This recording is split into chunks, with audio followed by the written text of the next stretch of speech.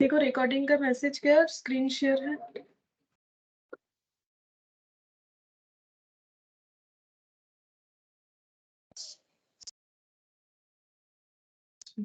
Yes ma'am. ठीक है।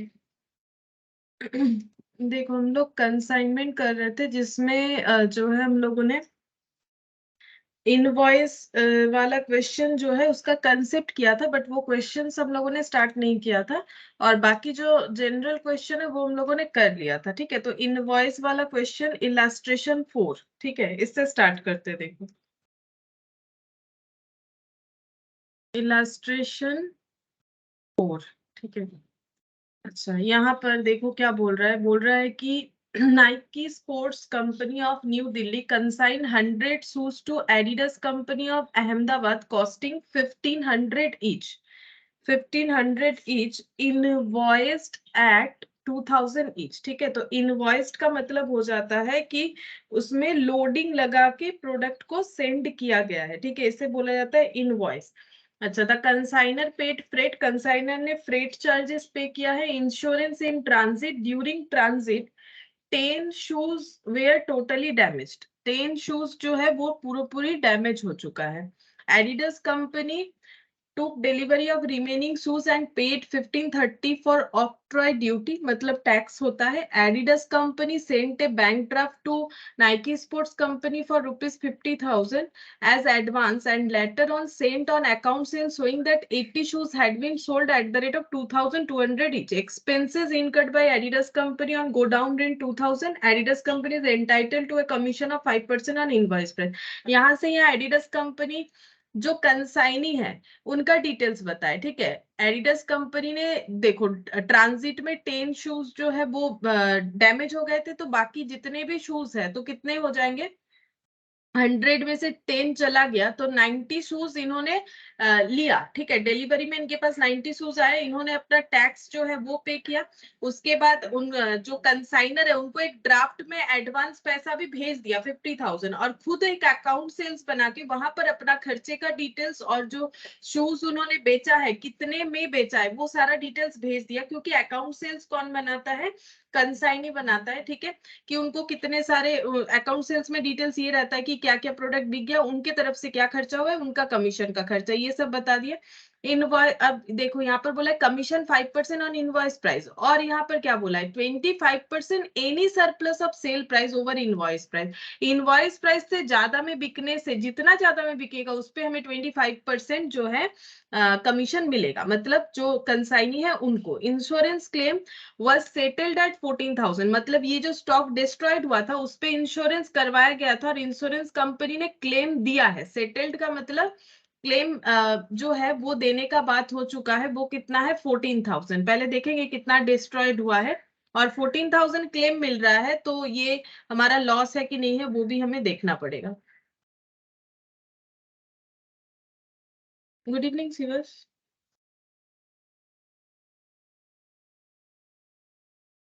Good evening ma'am. अच्छा, फिर यहाँ पर बोल रहा है देखो prepare consignment account, consignees account and related working notes. तो consignment account, consignee account in the books of consignor prepare करके देना है हम लोग को। ठीक है, तो यहाँ पर लिखते हैं in the books of,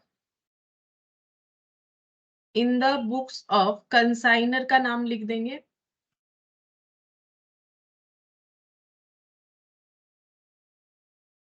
in the books of consignor, और यहाँ पर अकाउंट बनेगा consignment account.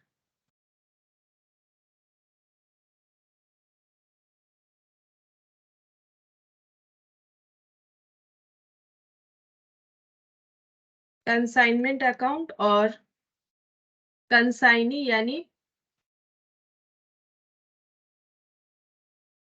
Adidas, Adidas and company, Adidas company. ठीक है, कंसाइनी है एडिडस कंपनी।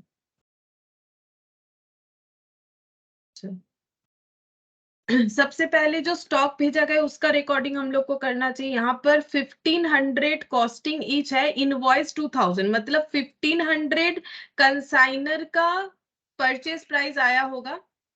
उसने उसको 2000 करके भेजा है, मतलब लोडिंग लगा दिया है 500, ठीक है, और उसके बाद यहाँ पर फ्रेट वगैरह बताया। चलो पहले लिखते हैं, to goods sent on consignment, जो स्टॉक भेजा गया है, to goods sent on consignment. तो देखो इनवॉइस प्राइस में क्या होता है, लास्ट दिन मैंने बता दिया था, अगर इनवॉइस वैल्यू पे है तो गुड्स इनवॉइस वैल्यू पे भेजे गए तो इनवॉइस वैल्यू पे रिकॉर्ड होगा। करना क्या है, सही प्रॉफिट कैलकुलेट करने के लिए हम लोगों को लोडिंग प्राइस को एलिमिनेट करना है उसके ऑपोजिट साइड में, ठीक है। तो गुड्स सेंट ऑन कंसाइनमेंट इतना होगा, 1500 में हम लोग रिकॉर्ड नहीं करेंगे क्योंकि हमें उतने में ही रिकॉर्ड करना है जितने में एक्चुअली कंसाइनी को दिखाया जा रहा है। तो इनवॉइस प्राइस में दिखाया जा रहा है, तो 2000 करके 100 पीसेस भेजा गया है। यहाँ पर 100 पेयर्स या पीसेस कुछ भी होगा शायद, यहाँ पर देख लेते हैं, 100 शूज बोला है, कुछ बोला नहीं है, ठीक है।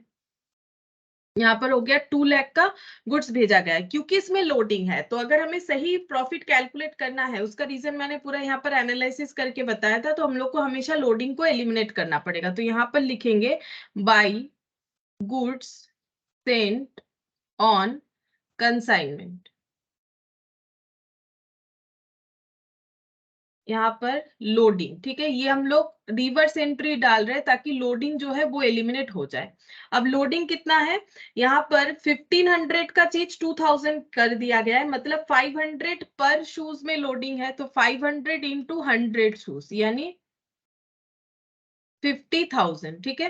50,000 लोडिंग हम लोग का एलिमिनेट हो जाएगा, तो ऑटोमेटिकली स्टॉक जो है वो अपने कॉस्ट में दिखने लगेगा। ये 2 लाख और इधर 50,000, मतलब 1,50,000 ऑटोमेटिक एडजस्ट होगा। अच्छा, अब इसके बाद बोल रहे हैं कंसाइनर ने जो भी पेमेंट किया है, तो उसको हम लोग को क्या लिखना पड़ेगा, टू कैश या बैंक, बैंक भी लिख सकते हैं। कंसाइनर ने अपना खर्चा किया है तो टू बैंक हो जाएगा फ्रेट, फ्रेट का खर्चा 10,000। अच्छा, इसके बाद insurance in transit 1500। Insurance in transit का मतलब है ट्रांजिट में अगर किसी तरह का लॉस होता है तो इंश्योरेंस मिलेगा, ठीक है, और बताया भी है कि इंश्योरेंस मिला भी है। तो इंश्योरेंस जो है वो 1500 ये दे रखा है। During transit 10 shoes are totally damage, ठीक है, ट्रांजिट में 10 शूज जो है वो डैमेज हो चुके हैं। तो इसका मतलब यहाँ पर लॉस हुआ होगा। अब कितना लॉस है और उसके अगेंस्ट में हमें क्लेम भी मिला है, जो ट्रांजिट में डैमेज हो गया था, इंश्योरेंस करवाया हुआ था, तो 14,000 का क्लेम मिला है। तो हम लोग को चेक करना पड़ेगा कि क्लेम मिलने के बाद भी हमारा कुछ लॉस हुआ है कि नहीं, ठीक है। तो इसका हम लोग रिकॉर्डिंग कर देंगे। तो और इसका रिकॉर्डिंग भी मैंने लास्ट दिन बताया था, क्लेम मिलने से एंट्री होता है बैंक या कैश अकाउंट डेबिट, जो नहीं मिला पीएल डेबिट, टू हो जाएगा कंसाइनमेंट, ठीक है। तो यहाँ कंसाइनमेंट में हम लोग लिख सकते हैं उस तरह से, या फिर बाई एबनॉर्मल लॉस, पूरे लॉस को हम लोग ऐसे भी दिखा सकते हैं। तो यहाँ पर ऐसे लिखेंगे, ये देखो लास्ट दिन भी मैंने यही ऐसा पॉइंट था, ये बाई पीएल बोल के एबनॉर्मल लॉस बोल के दिखा सकते हो, बाई पीएल एबनॉर्मल लॉस, ठीक है। ये कौन सा पॉइंट आएगा, ये पॉइंट तब जनरेट होगा, अभी मैंने लिख दिया है, कैलकुलेट करके हमें देखना पड़ेगा। अगर हम लोगों का इंश्योरेंस क्लेम मिलने के बाद भी कुछ लॉस हुआ है, ठीक है, और इंश्योरेंस क्लेम मिलने से एंट्री हो जाएगा बाय इंश्योरेंस क्लेम बोल के, ठीक है। तो ये हो गया। अच्छा, अब यहाँ पर इसको हम लोग दिखा सकते हैं ऐसे 14,000, ये इंश्योरेंस क्लेम का तो पता है कितना मिला। अच्छा, फिर यहाँ पर बोल रहा है इन्होंने डिलीवरी लिया जो कंसाइनी और remaining shoes and paid 1530 for octroi duty. तो इनको ये पेमेंट कंसाइनी को करना पड़ेगा, है ना, कंसाइनी को रिम्बर्स करना पड़ेगा। Good evening Shubhajit. Good evening ma'am. To Adidas and company, ठीक है। तो इन्होंने जो भी पेमेंट किया लाइक ऑक्ट्रॉय ड्यूटी, ठीक है, ऑक्ट्रॉय ड्यूटी है, ये स्पेलिंग आई होगा, ऑक्ट्रॉय ड्यूटी है यहाँ पर 1530, ये कंसाइनी बिहाफ में पे कर रहा है तो इनको क्रेडिट करेंगे कि बाद में रिम्बर्स कर देंगे। अच्छा, इन्होंने एडवांस दिया है, कंसाइनी ने एक एडवांस भी किया है। एडवांस का एंट्री क्या होगा, कंसाइनर के लिए एडवांस में पैसा मिला तो बैंक अकाउंट डेबिट या कैश अकाउंट डेबिट जिनसे मिला उनको क्रेडिट करेंगे, यानी टू एडिडस एंड कंपनी। तो एडिडस एंड कंपनी में लिखेंगे बाई बैंक बोल के एडवांस। ठीक है, ये इसका इंपैक्ट कंसाइनमेंट अकाउंट में नहीं आएगा क्योंकि एंट्री हमें बता रहा है कि कंसाइनमेंट अकाउंट जनरेट ही नहीं हो रहा है इस ट्रांजैक्शन से, तो कंसाइनमेंट अकाउंट में इसका पोस्टिंग क्यों करेंगे। ठीक है, तो एडवांस मिला है 50,000 ले रखा है। एडवांस क्यों लिया जाता है, सिक्योरिटी के तौर पे, ये भी मैंने बता दिया है। ठीक है, and later on sent an account sale showing that 80 shoes had been sold 2200। ठीक है, अकाउंट सेल्स भेजा है जिसमें ये दिखाया है कि कितने का उन्होंने शूज जो है वो सेल किया है। तो सेल को हम लोग, सेल का पैसा किसके पास है, एडिडास एंड कंपनी के पास है, इनसे रिकवर करेंगे तो ऐसे लिखेंगे एडिडास एंड कंपनी। खुद का सेल होता है तो cash to sale, debtor to sale, इनके सब क्रेडिट सेल। लेकिन अगर कंसाइनी के पास सेल का वैल्यू पड़ा हुआ है तो कंसाइनी को डेबिट करेंगे, और खुद का सेल नहीं है, कंसाइनमेंट सेल है तो इसे कंसाइनमेंट लिखना पड़ता है। तो यहाँ पर अमाउंट भी दिखा देते कितना होगा, 2200 इंटू 80, 2200 इंटू 80, और इसका कैलकुलेशन करने पे आता है 176, और मतलब 1,76,000। ठीक है, 1,76,000। उसके बाद बोल रहा है ম্যাম गो डाउन। हाँ बोलो। ম্যাম এই অঙ্কটাতে ইন্স্যুরেন্স ক্লেম তো আসে না কনসাইনমেন্ট অ্যাকাউন্টে। এর আগের বারও আপনি এই অঙ্কটা করিয়েছিলেন, তখনও আনেননি, এখন আনলেন ওই 14,000 ইন্স্যুরেন্স ক্লেম। ইন্স্যুরেন্স ক্লেম আসে না বলতে ওরকম নয়, তুমি চাইলে দেখবে ওখানে টোটালটা আমার যেটা করা আছে ওটা 21,150 বোধহয় করা আছে। ঠিক আছে, ওটা অ্যাবনর্মাল টোটাল হয়েছে, ওই একদম টোটাল হয়েছিল। ওই আগে যখন করিয়েছিলেন তখন হয়েছিল 2,68,470। ওটা তো লেজারের টোটাল, আমি এই টোটালটা বলছি। কোনটা ম্যাম? এইটা এটা 14,000টা ওর মধ্যে ইনক্লুডেডই আছে, এটাকে কম্বাইনলিও লেখা যায়, আমি দেখিয়ে দেবো। এইটা তোমার, এইটা টোটাল 21,150 এসছে। হ্যাঁ হ্যাঁ হ্যাঁ, ওটাই লেখা আছে, বাই ড্যামেজ ইন ট্রানজিট। ওটার মধ্যে ইনক্লুডেড থাকে, এইভাবেও লেখা যায় এইভাবেও লেখা যায়, আমি এটা বললে বুঝতে পেরে যাবে ওটার সাথে। अच्छा, अब देखो यहाँ पर बोला है कि expenses incurred by Adidas and company, go down rent बोला है 2,000। ठीक है, तो यहाँ पर लिखते हैं go down rent. Go down rent दिया है कितना, 2,000। ठीक है, गो डाउन रेंट पे किया गया है 2,000। अच्छा, अब यहाँ पर देखो बोल रहा है कि कमीशन 5% ऑन इनवॉइस प्राइस। तो कमीशन हमें दो तरह का देना पड़ेगा। ठीक है, एक हो जाएगा इनवॉइस प्राइस पे, और एक हो जाएगा अगर हम लोगों ने एक्स्ट्रा किसी प्राइस में बेच दिया है तो उस पे। तो इसका हम लोग वर्किंग नोट बना लेते हैं कमीशन कैलकुलेशन करके। यहाँ पर calculation of commission, calculation of commission.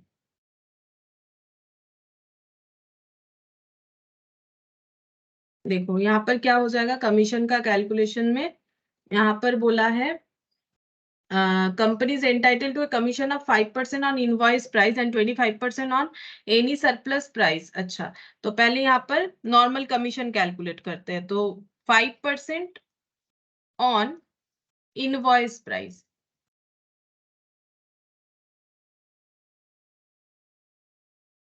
तो इनवॉइस प्राइस कितना है जिसपे हम लोगों ने सेल किया है, देखो 2200 ये, लेकिन हम लोग का इनवॉइस प्राइस नहीं, इनवॉइस प्राइस कितना था, 2,000 था, इन्होंने 2200 पे बेचा है। तो इनवॉइस प्राइस पे जो है वो 5%, और जो सरप्लस होगा उस पे हम लोगों का कितना बोला है देख लेते हैं, 25% शायद। ठीक है, Adidas company entitled to commission of 5% on invoice price. Invoice price पे 5% मिलेगा, और इनवॉइस प्राइस से जितना ज्यादा है, ठीक है, उस पे हम लोगों को any surplus of sale price over invoice price, उस पे हम लोग को 25% मिलेगा। ठीक है, तो यहाँ पर कैलकुलेट करते हैं।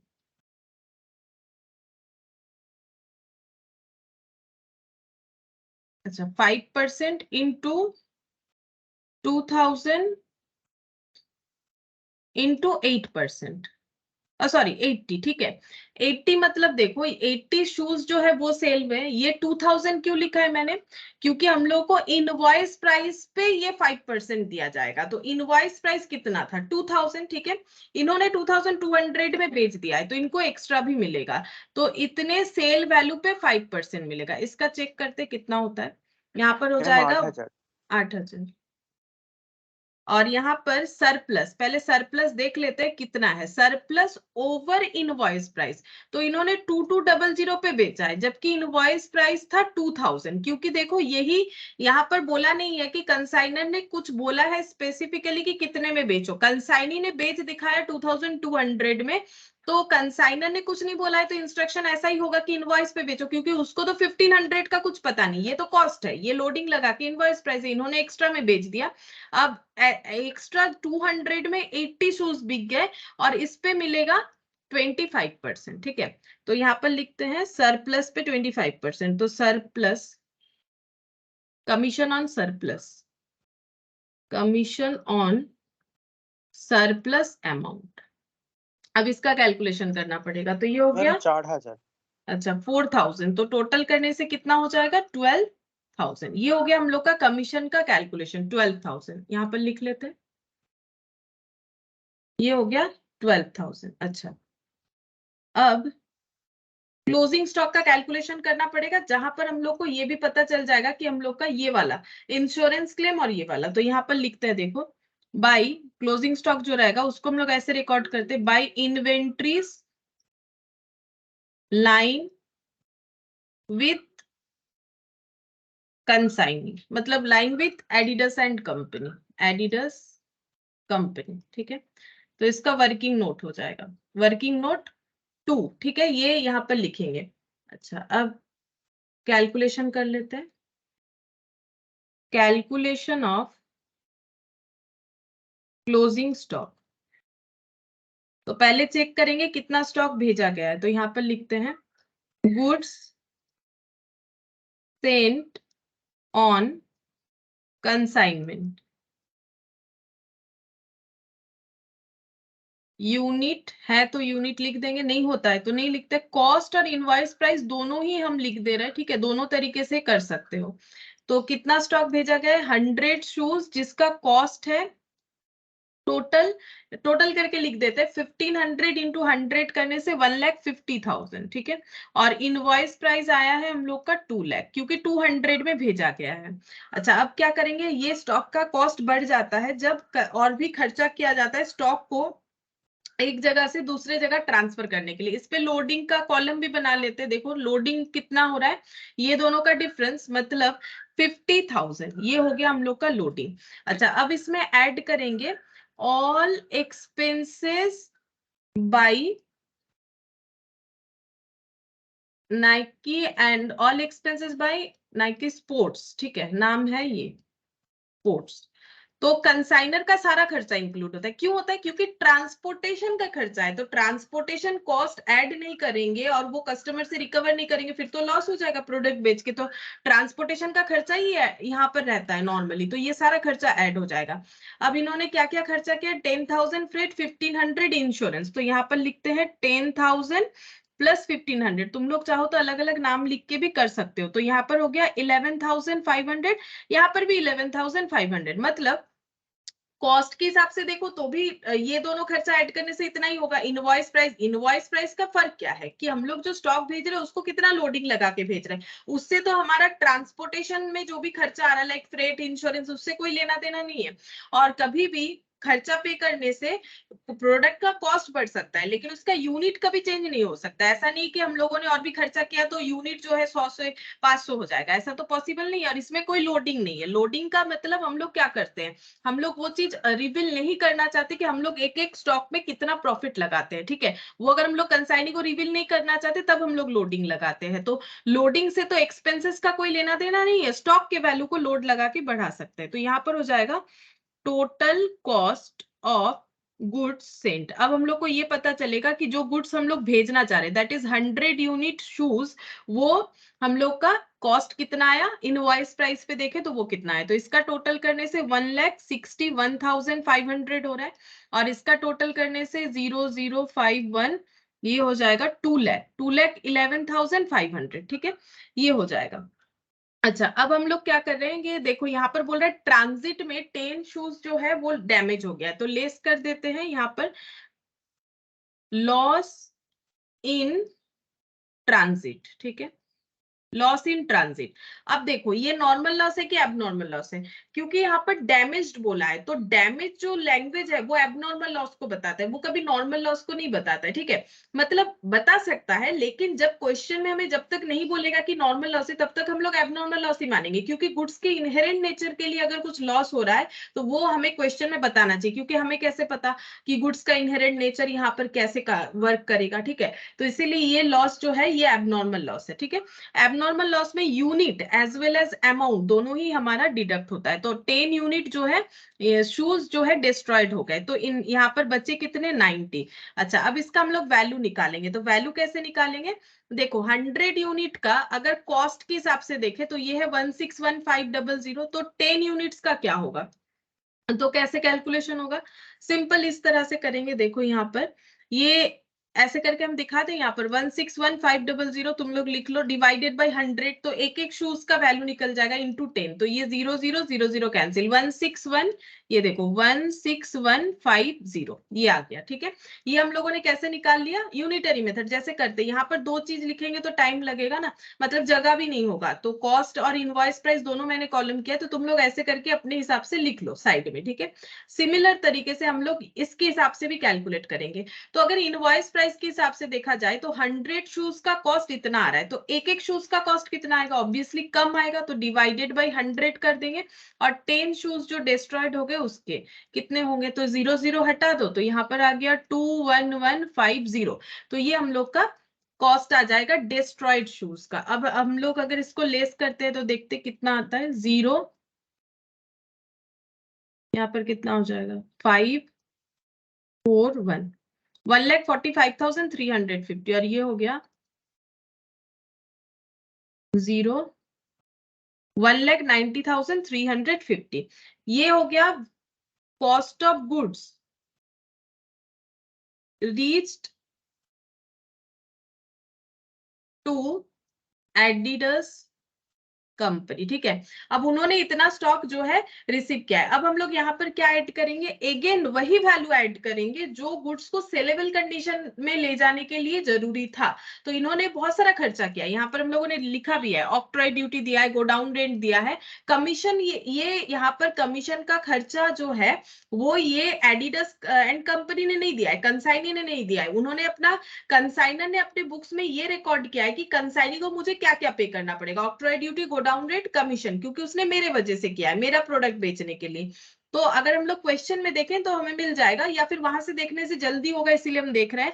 यहाँ पर देखो इन्होंने खर्चा जो किया है ऑक्ट्रॉय ड्यूटी का किया है, जो नहीं पे करने से हम लोग स्टॉक बेच नहीं सकते थे, इसको नॉन रिकरिंग एक्सपेंसेस बोला जाता है, कंसाइनी का सिर्फ और सिर्फ नॉन रिकरिंग एक्सपेंसेस आता है, तो नॉन रिकरिंग एक्सपेंसेस यहाँ पर हम लोग ऐड करेंगे, रिकरिंग ऐड नहीं होता है, क्योंकि रिकरिंग से हम लोगों का प्रोडक्ट का वैल्यू बढ़ जाएगा। ठीक है, हमें रिकरिंग खर्चा जो है प्रोडक्ट में डायरेक्टली ऐड नहीं करना चाहिए, तो यहाँ पर नॉन रिकरिंग आएगा। कंसाइनी का, कंसाइनर का ऐसा क्यों नहीं आता है, क्योंकि कंसाइनर का ना इस केस में कोई रिकरिंग खर्चा देगा ही नहीं, क्योंकि कंसाइनर वही खर्चा यहाँ पर दिखाएगा ना जो खर्चा करके उसे स्टॉक को एक जगह से दूसरे जगह ले जाना पड़ेगा, तो एक जगह से दूसरे जगह ले जाने का जो भी खर्चा है वो सब रिकरिंग ही होगा। ठीक है, अब इनका देखो यहाँ पर नॉन रिकरिंग में क्या क्या आ जाएगा, ऑक्ट्रॉय ड्यूटी आ जाएगा 1530। ठीक है, और इसके अलावा इन्होंने गोडाउन रेंट दिया है जो नहीं आएगा, क्योंकि गोडाउन रेंट जो है वो गोडाउन तक पहुंचाने तक का खर्चा नहीं है, गोडाउन तक पहुंचाने का खर्चा मतलब गुड्स को सेलेबल कंडीशन में लाने तक का, मतलब किसी और के शॉप में रहेगा तो हम लोग थोड़ी ना बेच सकते, खरीद के उसको लेके तो आना पड़ेगा,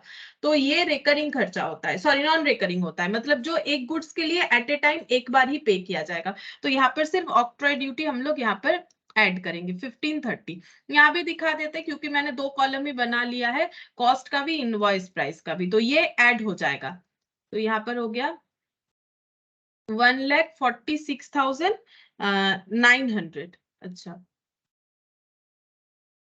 ये गलत ऐड कर दिया क्या मैंने? 0885 1,58,000। पता नहीं, गलत हो रहा है शायद, एक बार करके देख लो। 1530 146,880, ठीक है। और यहाँ पर 05 और 38 5 और 38 191 1,91,880 ये हो गया। ये गुड्स अवेलेबल फॉर सेल हो गया, तो यहाँ पर लिखेंगे cost of goods available for sale, available for sale. देखो, अब बेचने के लिए जो अवेलेबल गुड्स है वो 90 यूनिट्स में है, ठीक है। 90 शूज है जिसका कॉस्ट जो है वो इतना है। कॉस्ट बोलो तो कॉस्ट कॉलम में दिख रहा है, इनवॉइस प्राइस भी दिख रहा है हमें एज वेल एज। अब हम लोग यहाँ से निकालेंगे क्लोजिंग स्टॉक। क्लोजिंग स्टॉक कैसे कैलकुलेट करेंगे? 90 शूज में से कितना इन्होंने सेल करवा दिया है? इन्होंने 80 शूज बिकवा दिया है, तो 90 में से 80 बिक गया, तो फिर क्लोजिंग स्टॉक 10 शूज का होगा। 10 शूज का वैल्यू कितना आएगा? फिर से यूनिटरी मेथड करो। 1,46,880 ये हम लोग का 90 शूज का वैल्यू है, ठीक है। तो एक एक शूज का इतना इंटू 10 करने से 16,320 है ना, कॉस्ट के हिसाब से। और यहाँ पर देखें तो 191,880 ये 90 शूज का वैल्यू है, तो 10 शूज का वैल्यू यहाँ पर इंटू कर देते हैं 21,320, ये कैलकुलेट होके आ गया, ठीक है। अब हम लोग को क्या क्या पॉइंट आउट करना है? हम लोग को एक तो दिखाना है अपना लॉस इन ट्रांजिट को दिखाना पड़ेगा, जैसे हम लोग ट्रेडिंग में दिखाते हैं, कोई भी स्टॉक डिस्ट्रॉयड होता है क्लोजिंग स्टॉक दिखाना पड़ेगा। हम लोग क्वेश्चन को इनवॉइस प्राइस में ही सॉल्व करके दिखाएंगे, लोडिंग को एलिमिनेट करेंगे, ठीक है। तो क्योंकि मैंने सारा चीज इनवॉइस प्राइस में लिखा है, नहीं तो इनवॉइस का क्वेश्चन का कोई मतलब ही नहीं बनेगा। तो वर्किंग नोट 2 में इनवॉइस प्राइस दिखाएंगे क्लोजिंग स्टॉक का, दैट इज 21,320। तो यहाँ पर दिखा दिया मैंने 21,320। और मैंने एक चीज बोला था, जब भी हम लोग इनवॉइस प्राइस का स्टॉक रिकॉर्ड करेंगे हमें तुरंत ही उसको एलिमिनेट भी करना पड़ेगा। तो यहाँ पर एलिमिनेट करेंगे टू, यहाँ पर इन्वेंट्री, टू इन्वेंट्री, यहाँ पर लोडिंग, ठीक है। अब लोडिंग कितना है, कैसे कैलकुलेट करेंगे? ये देखो मैंने दो कॉलम बना दिया है यहाँ पर, इससे हम लोग इजीली कैलकुलेट कर पाएंगे कि लोडिंग कितना है। ये दोनों का डिफरेंस ही हमें लोडिंग बता देगा, ठीक है। तो यहाँ पर देखो 21,320 माइनस 16,320, तो यहाँ पर हो गया 5,000।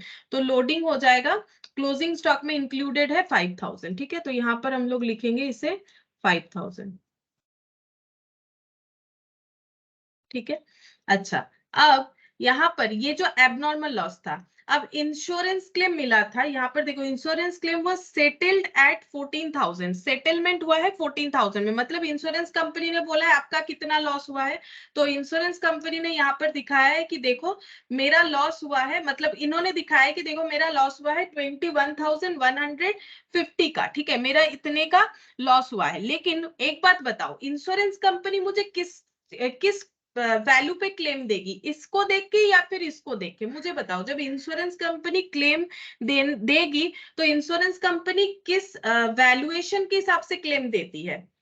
ये वैल्यूएशन के हिसाब से, कॉस्ट के हिसाब से देगी, कभी भी इसके हिसाब से नहीं देगी, क्योंकि इसमें तो उनका लॉस है। वो देख क्यों भाई, तुम कंसाइनमेंट में बिजनेस करना चाहते हो, तुम अपने कंसाइनी को रिवील नहीं करना चाहते हो कितना प्रॉफिट कमाते हो, तुम्हारा प्रॉब्लम है। हम तो उसी प्राइस पे देंगे ना जो तुम्हारा लॉस हुआ है। इतना थोड़ी ना लॉस हो रहा है इनका, उनका तो लॉस 16,150 ही हो रहा है, ठीक है, इससे ज्यादा उनका लॉस भी नहीं हो रहा है। तो यहाँ पर देखो लोडिंग दिखाते हैं, इसमें इन्होंने कितना लोडिंग लगा रखा है, चेक करते हैं।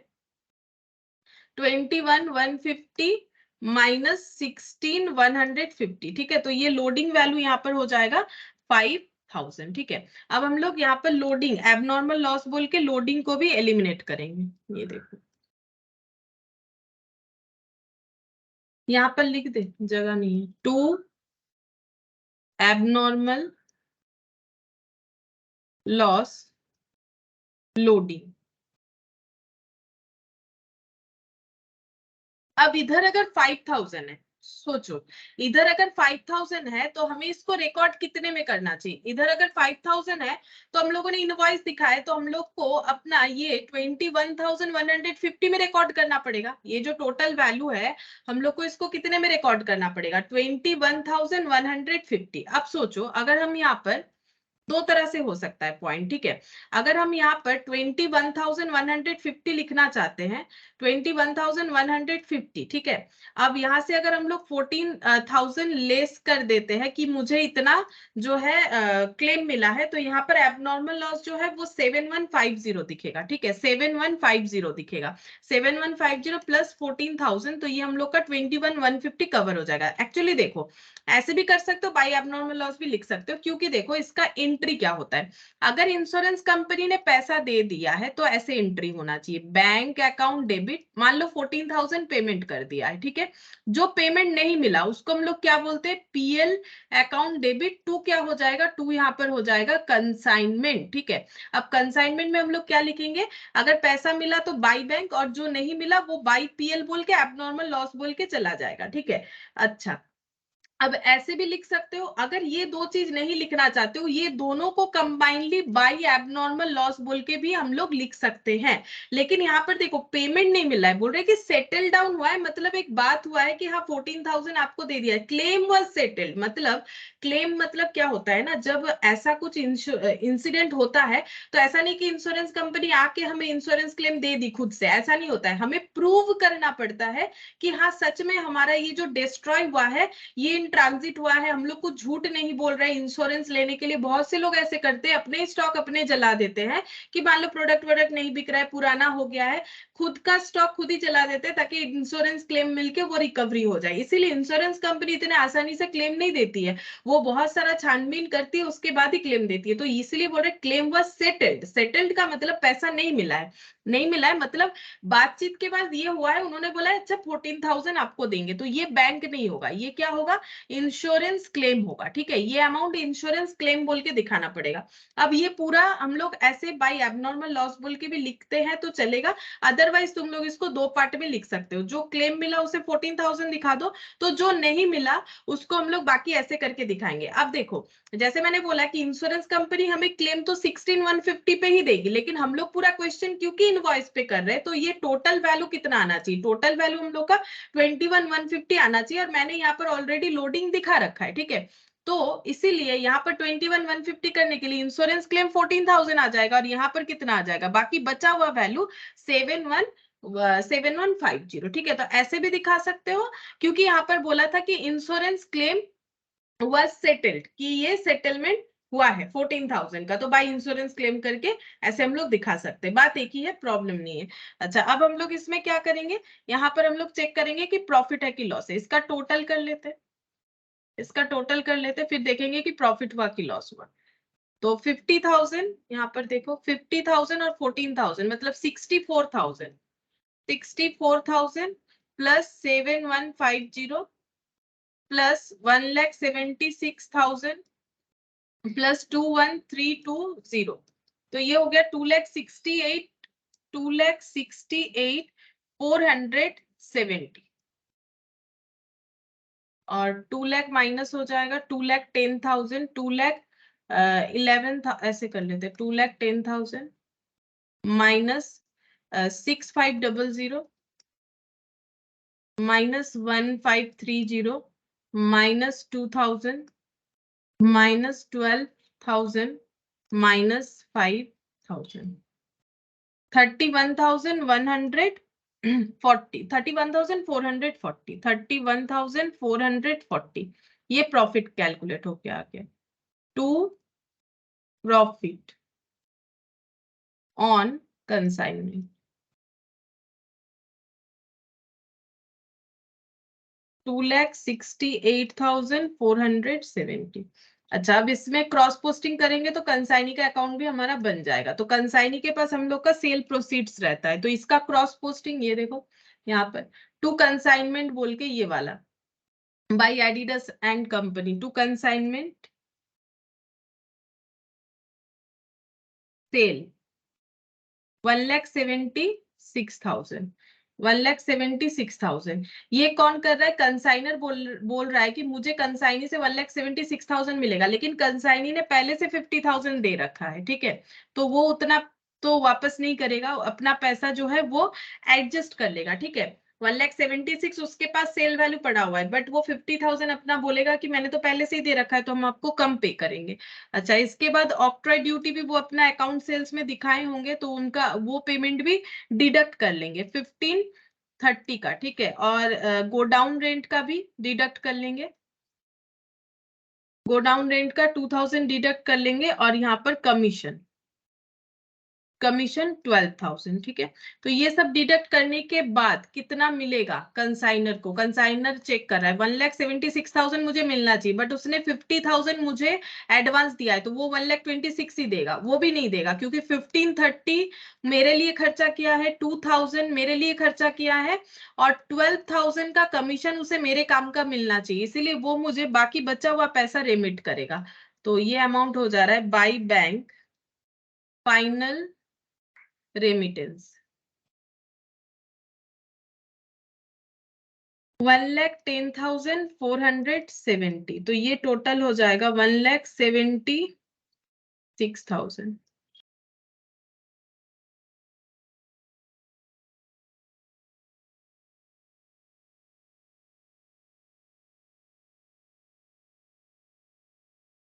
अच्छा, ये हो गया हम लोग का क्वेश्चन नंबर 4, ठीक है। अच्छा, अब नेक्स्ट देखते हैं। देखो,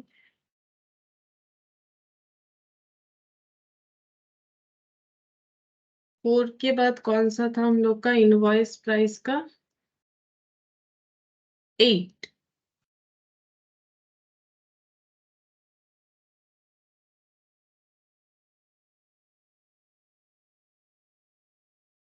तो देखो इसमें क्या बोला है। Ajay of Mumbai consigned to Vijay of Delhi goods to be sold. Invoice price represented 125% of cost. बोल रहा है कि इनवॉइस प्राइस में गुड्स भेजा गया है, और इनवॉइस प्राइस कैसे रिप्रेजेंट किया गया है? कॉस्ट का 125%। मतलब कॉस्ट अगर 100 रुपीज है, तो इनवॉइस प्राइस कितना हो जाएगा? 100 पे 125%, मतलब 125। Vijay is entitled to commission 10% on sales at invoice price and 25% on any excess realized over invoice price. Same चीज बताया है कि अगर इनवॉइस प्राइस पे बेच के दिखा दे तो उसे 5% कमीशन मिलेगा, और इनवॉइस प्राइस से ज्यादा पे बेचेगा तो जितना ज्यादा पे बिकेगा, ठीक है, उसके हिसाब से 25% मिल जाएगा और भी कमीशन। तो इसे ओवर राइडिंग कमीशन बोला जाता है। The expenses on freight and insurance incurred by Ajay were 10,000। मतलब जो कंसाइनर है, अकाउंट सेल्स मिला है अजय को, जिसमें विजय ने ये दिखाया है कि उसने क्या क्या किया है। 1 लाख का सेल किया है। Effected sales amounting to 1 lakh in respect of 75% of the consignment। ये जो 1 लाख का इसने सेल किया है, वो बोल रहा है कि 1 लाख का जो सेल हुआ है, ये पूरे कंसाइनमेंट के वैल्यू का 75% को रिप्रेजेंट करता है। ये selling expenses to be reimburse were 8,000। Selling expenses उसने किया है जो कि फ्यूचर में रिम्बर्स करना पड़ेगा अजय को, वो है 8,000। 10% of consignment goods of the value 12,500 were destroyed. बोल रहा है कि 10% कंसाइनमेंट स्टॉक डिस्ट्रॉयड हो गया, जिसका वैल्यू बताया है 12,500 इन फायर, मतलब abnormal loss at Delhi godown, and the insurance company paid 12,000 net of salvage value. Insurance company ने नेट करके, सैल्वेज वैल्यू का नेट करके ये 12,000 जो है पे किया है। Paid 12,000 net of salvage value. Vijay remitted, यहाँ पेड बोल दिया है, ठीक है। Vijay remitted the balance in favour of Ajay. Vijay ने रेमिट किया है balance amount in favour of Ajay, और यहाँ पर prepare consignment account and account of Vijay in the books of Ajay along with the necessary calculation. हम लोग को कंसाइनमेंट अकाउंट बना के दिखाना है। तो कंसाइनमेंट अकाउंट किसके बुक्स में बनेगा? कंसाइनर के बुक्स में, ठीक है। तो इन the books of Ajay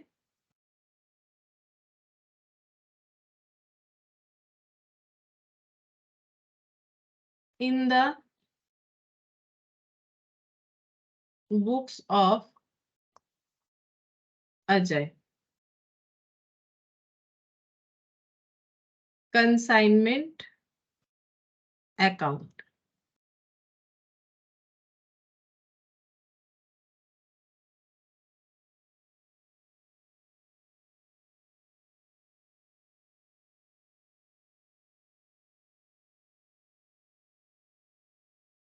Vijay account.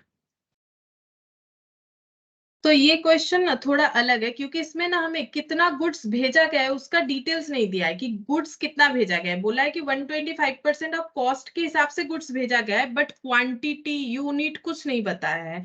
तो इस पे हम लोग पहले वैल्यूएशन निकालेंगे कि जो गुड्स भेजा गया है उसका कॉस्ट कितना है। अब देखो यहाँ पर बोला है कि अगर स्टॉक का कॉस्ट 100 है तो उसका इनवॉइस प्राइस कितना हो जाएगा, 125 हो जाएगा। कैसे पता चला, यहाँ पर बताया है देखो, 125% ऑफ कॉस्ट। ठीक है, goods to be sold at invoice price which represent 125% of cost. अच्छा नहीं, ये हमें बोला है कि goods to be sold, goods को बेचना है इनवॉइस प्राइस पे। अच्छा, इनवॉइस प्राइस क्या रिप्रेजेंट कर रहा है, 125% ऑफ कॉस्ट। अच्छा, तो इनवॉइस प्राइस क्या है, 125% ऑफ कॉस्ट। तो कॉस्ट अगर 100 होगा उसका 125% 125 होगा। इस केस में हमारा लोडिंग कितना बन रहा है, लोडिंग बन रहा है 25। 100 का स्टॉक अगर 125 इनवॉइस प्राइस दिखाएगा तो वो लोडिंग 25 हो जाएगा।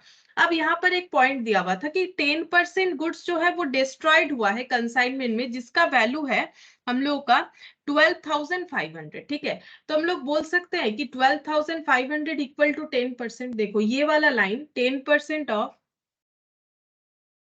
Consignment,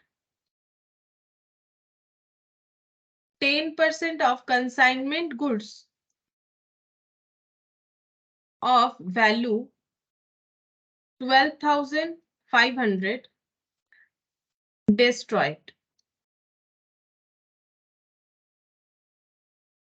by fire. ठीक है, तो ये कंसाइनमेंट वैल्यू है। कंसाइनमेंट वैल्यू किसमें जनरेट किया गया, इनवॉइस प्राइस में। ठीक है, तो हम लोग बोल सकते हैं कि 10% इक्वल टू, अगर हम लोग का 12,500 है, देन 100% इक्वल टू कितना हो जाएगा, 12,500 डिवाइडेड बाई 10% इंटू 100%। ठीक है, इससे हम लोगों का आंसर कितना आ जाएगा, 1,25,000। ठीक है, ये क्या हो गया, इनवॉइस प्राइस आ गया कंसाइनमेंट का पूरा इनवॉइस प्राइस कैलकुलेट होके आ गया। अब हम लोग लिख सकते हैं कितना गुड्स भेजा गया था, तो यहाँ पर लिखते हैं 2 गुड्स सेंट ऑन कंसाइनमेंट 1,25,000। ठीक है, अब जैसे ये इनवॉइस रिलेटेड क्वेश्चन है तो यहाँ पर जो इनवॉइस मतलब लोडिंग है इसमें, तो लोडिंग को एलिमिनेट करना पड़ेगा। तो by goods sent on consignment. अच्छा, ये वैल्यू कितना हो जाएगा, अब लोडिंग कितना है कैसे निकालेंगे, लोडिंग जो है ये देखो यहाँ पर 100% का वैल्यू हम लोग का 1,25,000 आ गया। लोडिंग कैसे निकालेंगे, इसको हम लोग लोडिंग को इस तरह से कैलकुलेट करके देख सकते हैं। यहाँ पर लोडिंग निकाल लेते हैं पहले, लोडिंग इक्वल टू ऐसे हो जाएगा। देखो लोडिंग का कितना वैल्यू है, देखो 100 अगर स्टॉक होता है तो उसमें लोडिंग 25 होता है, तो अगर 1,25,000, लेकिन 100 से करेंगे तो गलत होगा क्योंकि 100 कॉस्ट है। इनवॉइस प्राइस अगर 125 है उसमें लोडिंग 25 है। देखो कैसे निकलेगा, इनवॉइस प्राइस अगर 125 है तो उसमें लोडिंग 25 है। ठीक है, उसमें लोडिंग 25 है, तो अगर 1,25,000 मेरा इनवॉइस प्राइस है तो लोडिंग कितना होगा, 25 डिवाइडेड बाई 125 इंटू 1,25,000। इस तरह से कैलकुलेट करना पड़ेगा, तो लोडिंग हो जाएगा यूनिटरी मेथड से कैलकुलेट, यहाँ पर 1,25,000। नहीं तो पता कैसे चलेगा कि लोडिंग कितना है, तो 1,25,000 कैंसिल आउट, तो ये हो गया 25,000। ठीक है, तो गुड्स जो भेजा गया है उसमें लोडिंग का वैल्यू हो जाता है 25,000। ठीक है, ये दोनों ही हम लोग का वर्किंग नोट 1 से पता चल रहा है। अच्छा, अब अगर कंसाइनर ने कोई खर्चा किया है तो वो टू कैश या बैंक बोल के आ जाएगा। तो इन्होंने खर्चा किया है 10,000 टू बैंक या कैश, जो चाहो लिख सकते हो। इंश्योरेंस, शायद इंश्योरेंस का खर्चा था, एक्सपेंस बोल के भी चाहो तो लिख सकते हो। इंश्योरेंस का खर्चा था 10,000। ठीक है, अच्छा अब फिर देखते हैं। देखो अजय के पास जो अकाउंट सेल्स आया उसमें सेल दिखाया गया है 1 लाख। ठीक है, विजय ने 1 लाख का सेल किया है, तो बाई विजय बोल के यहाँ पर सेल प्रोसीड्स दिखा देंगे।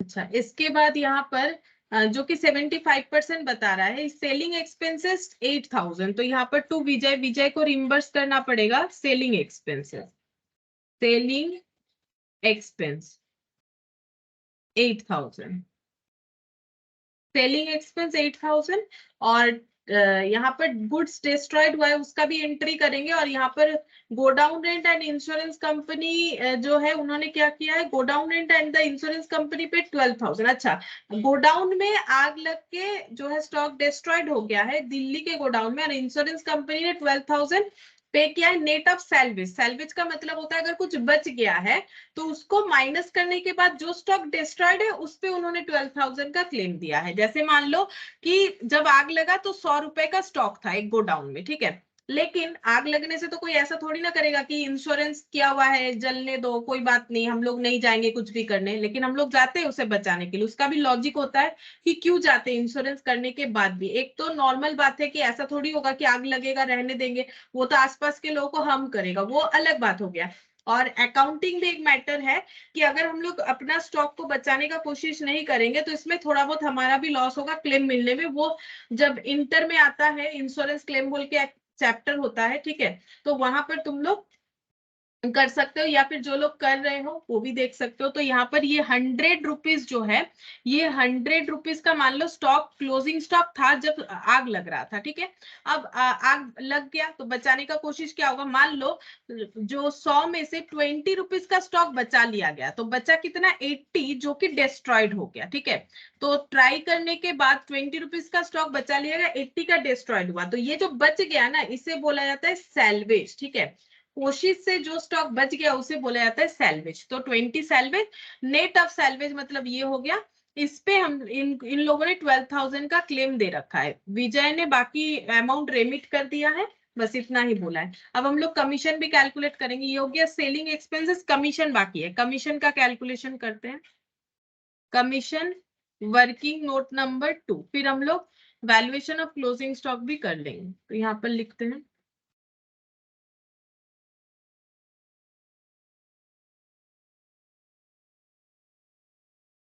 Calculation of commission.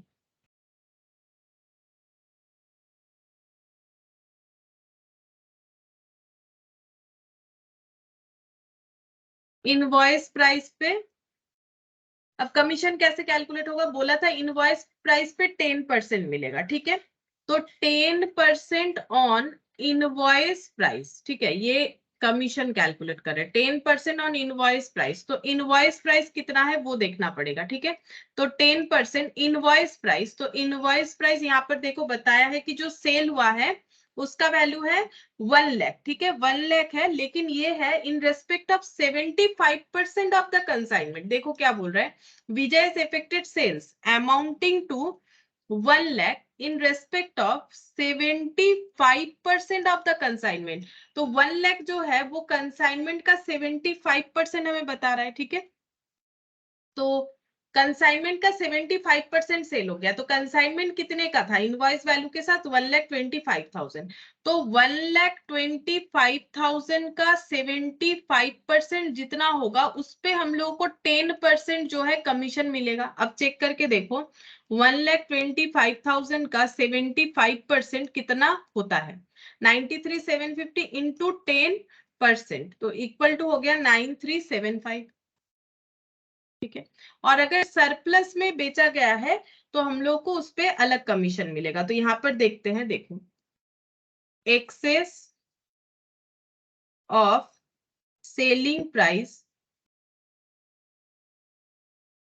Over invoice price कितना है, उस पे हम लोग को 25% मिलेगा। तो ये देखो यहाँ पर 1 लाख में बेचा गया है, जबकि अगर इनवॉइस प्राइस का देखा जाए 75% वो होता है 937500, लेकिन इन्होंने कितने में बेचा है, 1 लाख में। बात समझ में आया, देखो यहाँ पर हम लोग को बोला गया है कि जितना कंसाइनमेंट का वैल्यू था ना उसका 75% सेल हो गया है, लेकिन 1 लाख में। तो कंसाइनमेंट का वैल्यू तो इनवॉइस में था, इनवॉइस कितना है 1,25,000, इसका 75% करते, सॉरी 1,25,000 इंटू 70 ये क्या हो रहा है, इसका 75% करने से 93,750 आ रहा है, मतलब 93,750 का बिकना चाहिए, लेकिन इन्होंने उसी को बेच दिया है लेकिन 1 लाख दिखा रहा है, तो इसका मतलब एक्सेस प्राइस में बेचा होगा।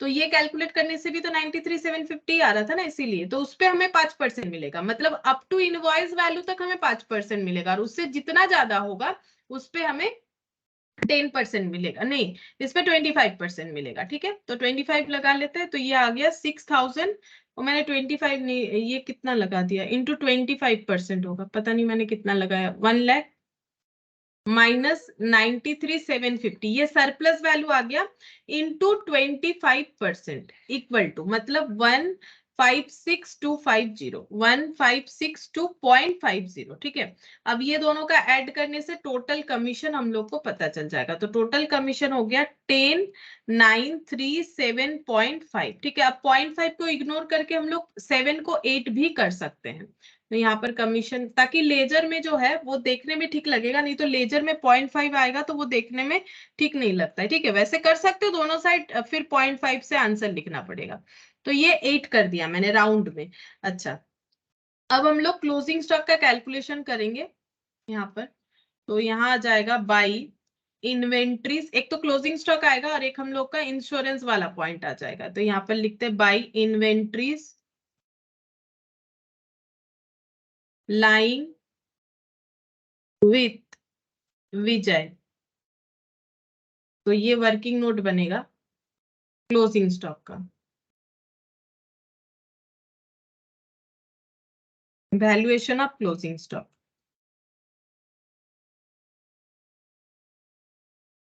वैल्यूएशन ऑफ क्लोजिंग स्टॉक, पहले cost of goods sent on consignment, sent on consignment लिखो या फिर सेंट बाय कंसाइनर, उसमें कोई प्रॉब्लम नहीं है। तो इनवॉइस प्राइस, कॉस्ट प्राइस और लोडिंग, तीनों कॉलम ही बना लेते हैं। तो कॉस्ट प्राइस, इनवॉइस प्राइस है 1,25,000। ठीक है, ये देखो यहां से हम लोगों ने देखा लोडिंग है 25,000, तो कॉस्ट ऑटोमेटिकली बैलेंस करके मिल जाएगा, लोडिंग है 25,000, तो कॉस्ट कितना है, ये दोनों का डिफरेंस, तो ये हो जाएगा 1 लाख कॉस्ट हो गया। अब ऐड करेंगे all expenses incurred by consignor का नाम क्या है, अजय। ठीक है, अजय ने क्या क्या खर्चा किया है, अजय ने यहाँ पर 10,000 का सिर्फ खर्चा किया है, तो स्टॉक का वैल्यू 10,000 से बढ़ेगा, इसमें लोडिंग का कोई इंपैक्ट नहीं आएगा, तो स्टॉक का वैल्यू इनवॉइस के हिसाब से 1,35,000 हो गया, कॉस्ट के हिसाब से 1,10,000 हो जाएगा। ये हो गया cost of goods, total cost of goods sent by Ajay. ठीक है, total cost of goods Saint, यही लिख देते हैं, फिर यहां से हम लोग लेस करेंगे ट्रांजिट में लॉस नहीं है, ये बोल रहा है 12,500 were destroyed in fire at Delhi godown. ठीक है, तो दिल्ली गोडाउन मतलब विजय के वहां पर, मतलब कंसाइनी के वहां पर ये स्टॉक जो है डिस्ट्रॉयड हुआ है, तो यहाँ पर हम लोग लेस करेंगे। अच्छा, यहाँ देखो एक पॉइंट यहाँ पर समझने वाला है, 10% of the consignment goods value 12,500 were destroyed in fire at Delhi godown, Delhi godown में लॉस हुआ है, मतलब विजय के पास हुआ है, तो विजय ने यहाँ पर स्टॉक को रिसीव किया होगा, उसके बाद अपने गोडाउन में रखा होगा, फिर आग लग के इतना स्टॉक डिस्ट्रॉयड हुआ है, मतलब विजय का अगर कोई नॉन रिकरिंग एक्सपेंसेस है तो वो हमें पहले ऐड करना पड़ेगा, क्योंकि विजय के पास स्टॉक आएगा तब ना उनके गोडाउन में लॉस होगा। अब देखो विजय ने क्या क्या खर्चा किया है, सेलिंग एक्सपेंसेस, और ये कमीशन का खर्चा विजय ने नहीं किया है, ये कमीशन का खर्चा कंसाइनर रिकॉर्ड कर रहा है कि मुझे विजय को क्या क्या खर्चा पे करना पड़ेगा, सेलिंग और कमीशन, लेकिन कमीशन तो हमारा इस जो वैल्यूएशन ऑफ क्लोजिंग स्टॉक का पार्ट नहीं होता है। सेलिंग क्या होगा, नहीं होगा, क्यों नहीं होगा, क्योंकि सेलिंग हम लोग का नॉन रिकरिंग एक्सपेंसेस नहीं है, लेकिन अगर हमारे पास कोई नॉन रिकरिंग एक्सपेंसेस होता होता ना, तो ये स्टॉक डिस्ट्रॉयड के पहले उसे ऐड करना पड़ता। ये पॉइंट दिमाग में रखो, क्यों ऐड करना पड़ता। यहाँ पर बोला है कि विजय के गोडाउन में आग लग के स्टॉक डिस्ट्रॉयड हुआ है, तो अगर विजय के गोडाउन में आग लगा होगा तो पहले विजय ने अपने स्टॉक को अपने पास लिया, फिर उसको गोडाउन में रखा, तब ना आग लगा होगा। तो यहाँ कोई नॉन रिकरिंग है नहीं, तो डायरेक्ट यहाँ से हमारा लॉस जो है, लॉस जो है उसको हम लोग लेस कर सकते हैं। लेकिन अगर कोई नॉन रिकरिंग खर्चा होता तो पहले वो ऐड होता, उसके बाद ही हम लोग इसे लेस कर पाते, क्योंकि यहाँ पर स्टॉक डिस्ट्रॉयड जो है कंसाइनी की गोडाउन में हुआ है। तो यहाँ पर लिखते हैं स्टॉक डिस्ट्रॉयड बाय फायर, ऐसे लिख देते हैं, स्टॉक डिस्ट्रॉयड बाय फायर। तो ये हम लोग का क्या है, ये हम लोग का एबनॉर्मल लॉस है। एबनॉर्मल लॉस में वैल्यूएशन कैसे होता है, यूनिट का भी, और यहाँ तो वो ऐसे यूनिट दिया नहीं, सिर्फ वैल्यू ही दिया है। तो कितना स्टॉक लॉस हुआ है, 10% हुआ है, ठीक है, 10% यहाँ पर लॉस हुआ है। तो लिखते हैं 10%, तो 10% कितना हो जाएगा, 13500 और ये 11000। अब लोडिंग इन दोनों का गैप, तो 13500 माइनस 11,000, तो 2500, ये हो गया लोडिंग, ठीक है। अब बचा कितना, यहां से माइनस करेंगे तो यहाँ पर हो जाएगा,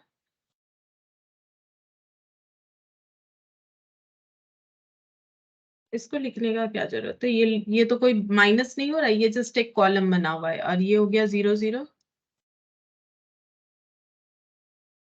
1,21,500, ठीक है।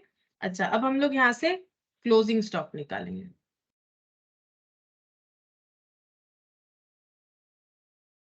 क्लोजिंग स्टॉक, ठीक है। तो क्लोजिंग स्टॉक कितना हो जाएगा, जितना हम लोगों ने रिसीव किया था स्टॉक, और उससे हम लोग, अब यहाँ पर देखो परसेंटेज वाइज करना पड़ेगा, यूनिट वगैरह तो दिया नहीं है। तो 100% स्टॉक रिसीव हुआ होगा, उसमें से 10% डिस्ट्रॉयड हो गया और 75% सेल हो गया, ऐसे ही हमें बताया था। तो 100 माइनस 10 माइनस 75, तो कितना परसेंटेज स्टॉक बच गया है, 15%, ठीक है। तो 15% स्टॉक बच गया है, तो क्लोजिंग स्टॉक इसका 15% लगाओ, 1,21,500 इंटू 15%, तो ये हो गया 121,500 इंटू, हाँ अब ठीक हुआ है, 18,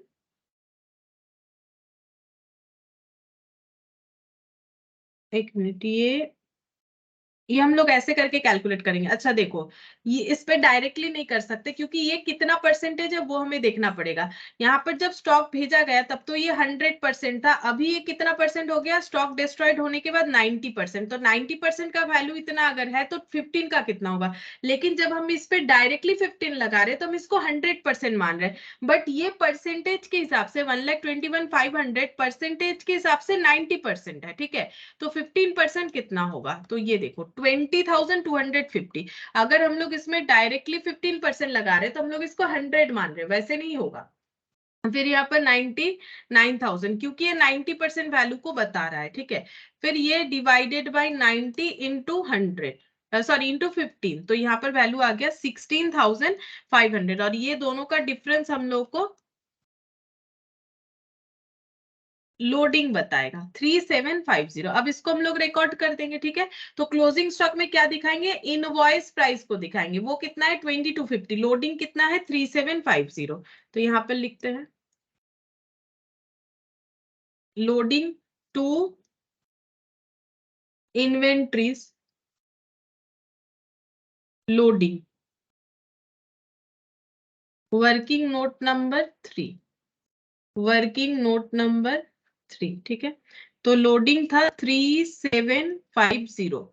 अच्छा, और स्टॉक का वैल्यू कितना आया था, ये वाला 2250, ये मत लिख दो, ये कॉस्ट है, ये दोनों का डिफरेंस ये आता है, ठीक है, 2250, क्योंकि ये इनवॉइस का क्वेश्चन है तो हम लोग इनवॉइस में ही रिकॉर्ड करेंगे 2250, ठीक है। अब हम लोग यहाँ पर जो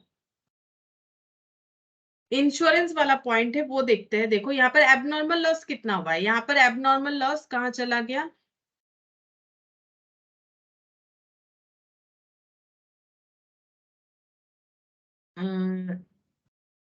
ये वाला, ठीक है। एबनॉर्मल लॉस कॉस्ट ये है और ये है 13,500। तो यहाँ पर हम लोग ऐसे करके देखो, इसमें हम लोग 13,500 भी डायरेक्टली लिख सकते हैं। तो यहाँ पर ऐसे करके लिख दो एबनॉर्मल लॉस, ठीक है। यहाँ पर इनवॉइस प्राइस में हम लोग रिकॉर्ड कर रहे हैं 13,500, ठीक है। तो क्या हम लोग यहाँ पर क्लेम वाला पॉइंट नहीं दिखाएंगे? वो भी दिखा सकते हो, दोनों तरह से ही होता है एक्चुअली। कभी कभी मतलब किसी किसी जगह पे इस तरह से फॉलो किया गया है। देखो किसी किसी जगह पे यहाँ पर क्या किया गया है, ऐसे करके इंश्योरेंस कंपनी को डेबिट कर दिया गया। वो तो होगा ही होगा, अगर हमें पैसा रिसीव मोड मिल गया है तो बैंक अकाउंट डेबिट, ठीक है। अब जो पैसा हमें नहीं मिला उसे हम लोग क्या करेंगे, पीएल में डेबिट कर देते हैं। और टू हम लोग क्या कर देते हैं, नॉर्मली जब ट्रेडिंग अकाउंट में डालते हैं तो ट्रेडिंग कर देते हैं, यहाँ पर क्या हो जाएगा, कंसाइनमेंट हो जाएगा। और या फिर यहाँ पर ऐसे लिख सकते हैं insurance claim debit PL debit to, यहाँ पर क्या हो जाएगा, कंसाइनमेंट, ठीक है। ऐसे करके हम लोग चाहे तो लिख सकते हैं।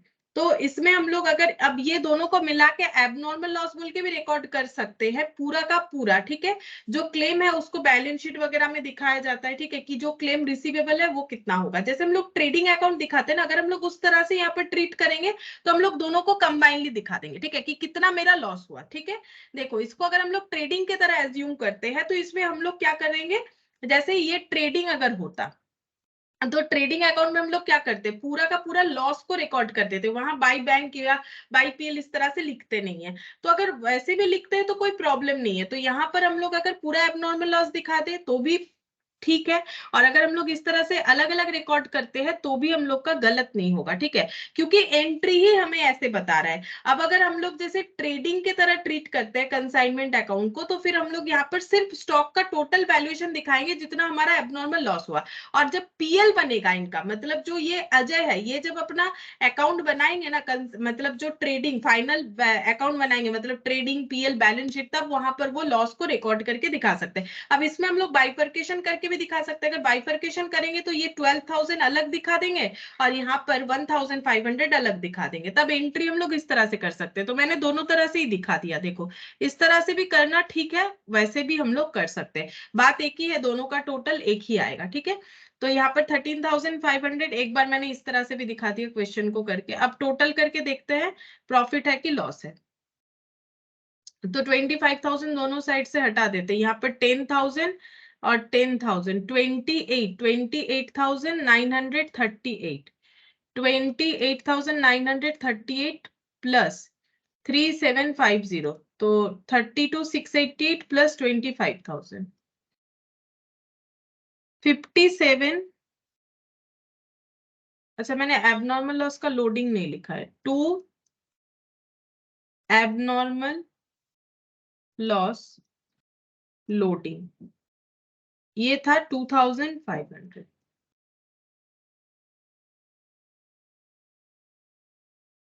गलत टोटल कर लिया लग रहा है, 25 और 10, 35,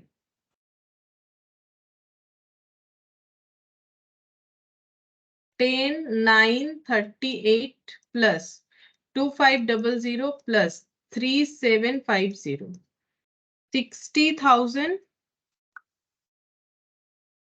ओ ये 1 लाख है यहाँ पर, और 1 लाख ऐड हो जाएगा, मतलब 1,60,000 ये इधर आएगा बैलेंस, 1,60,188। वहां 1 था, मैंने सिर्फ 25,000 ही ऐड किया, इसी वजह से मेरा नहीं आ रहा था। और ये हो गया 1 लाख ऐड कर लेते पहले, minus 25,000 minus 1 lakh minus 13,500 minus 20,250। तो ये देखो 1,438 ये हम लोग का लॉस आ गया, ठीक है, इसीलिए मैंने इधर ही कर लिया, तुम लोग चेक करके देख लो, लॉस ही आएगा 1,60,188। तो ये हो जाएगा by PL loss on consignment.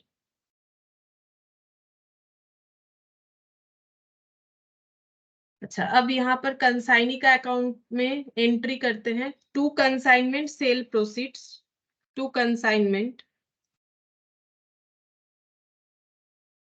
Sale proceed, sale proceeds 1 lakh का था, बाई कंसाइनमेंट, तो खर्चे में कमीशन और कमीशन और सेलिंग एक्सपेंसेस।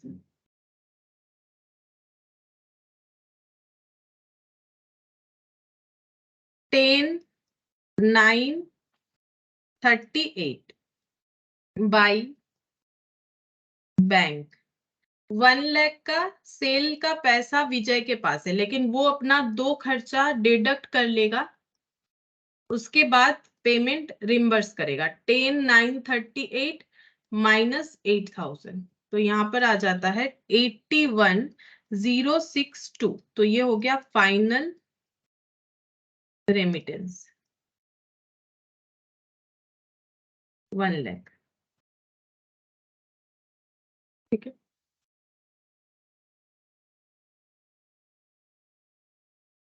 ये कंप्लीट हो गया हम लोग का इनवॉइस प्राइस वाला भी। तो अब हम लोग देखो यहाँ पर प्रैक्टिकल क्वेश्चंस कुछ है वो देखते हैं। यहाँ पर बोल रहा है x of Delhi purchase 10,000 meters of cloth for 2 lakh, of which 5,000 meter were sent on consignment to Y of Agra at the selling price of 30 per meter। ठीक है, फिर यहाँ पर बोल रहा है एक्स पेड 5,000 और for freight 500 for packaging. Y sold 4,000 metre at 40 per metre and incurred 2,000 for selling expenses. Y entitled to a commission of 5% on total sale proceeds plus if further 20% on any surplus price realized over 30 per meter. 3,000 meter were sold at Delhi at 30 per meter less 3,000 for expenses and commission. Owing to falling market price, the inventories of cloth in hand is to be reduced by 10%. Prepare consignment account। ठीक है, हम लोग फिर से एक बार पढ़ के एक एक पॉइंट को यहाँ पर करते हैं। पहले हमें कंसाइनमेंट अकाउंट बनाने के लिए बोला है, तो कंसाइनमेंट अकाउंट बनेगा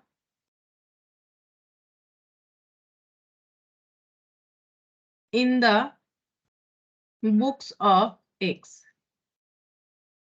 consignment account।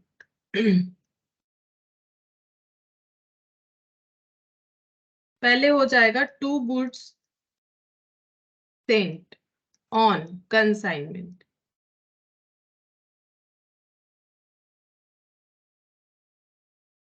Ten 10,000 metre clothes 2 lakh के लिए भेजा गया है, ऑफ विच 5,000 मीटर वेयर। अच्छा, इन्होंने परचेस किया है, एक्स ऑफ दिल्ली इन्होंने परचेस किया है 10,000 मीटर का कपड़ा 2 लाख खर्चा करके, लेकिन उसमें से 5,000 मीटर उन्होंने कंसाइनी को भेजा है जो कि आगरा में है, और सेलिंग प्राइस 30 पर मीटर बोला है। ठीक है, selling price of 30 per metre. X paid 5,000 for freight and 500 for packaging. अच्छा देखो, यहाँ पर बोल रहा है परचेस 10,000 मीटर किया है 2 लाख, तो एक एक मीटर कपड़ा कितने में परचेस किया होगा, 10,000 से डिवाइड करने से पता चलेगा। 40 हटा दो, ठीक है, तो यहाँ पर कितना हो गया 20। अब इन्होंने यहाँ पर प्राइस कितना बोला है, कितने में भेजा गया है, selling price of 30 per metre में भेजा गया है। ठीक है, तो 30 पर मीटर में इन्होंने कंसाइनमेंट को स्टॉक भेजा है, मतलब कंसाइनी को। तो ये हम लोग का इनवॉइस का क्वेश्चन हुआ, तो हम लोग को यहाँ पर क्या लिखना पड़ेगा, जितना स्टॉक भेजा गया है वो है 5,000 मीटर इंटू 30। यहाँ पर लिखेंगे 5,000 इंटू 30, 1,50,000। ये हम लोग का क्या आ जाएगा, इनवॉइस प्राइस, क्योंकि इसमें प्रॉफिट इंक्लूडेड है। अब यहाँ पर लिखेंगे बाई गुड्स, एलिमिनेट करना पड़ेगा, by goods sent on consignment, loading को एलिमिनेट करना पड़ेगा। लोडिंग कितना हो जाएगा, 5,000 पे 10 रुपीज। कैसे पता चला, पहले ये 20 कैलकुलेट करेंगे तब ना पता चलेगा कि डिफरेंस कितना है। तो पर मीटर के हिसाब से यहाँ 10 रुपीज का हम लोग का आ रहा है, तो 5,000 इंटू 10, तो ये कितना हो जाएगा 50,000। ठीक है, ये लोडिंग हम लोग का 50,000 हो गया। अब जो खर्चा किया गया है टू बैंक, यहाँ पर कितना आ जाएगा, फ्रेट का 5,000 और 500 फॉर पैकेजिंग।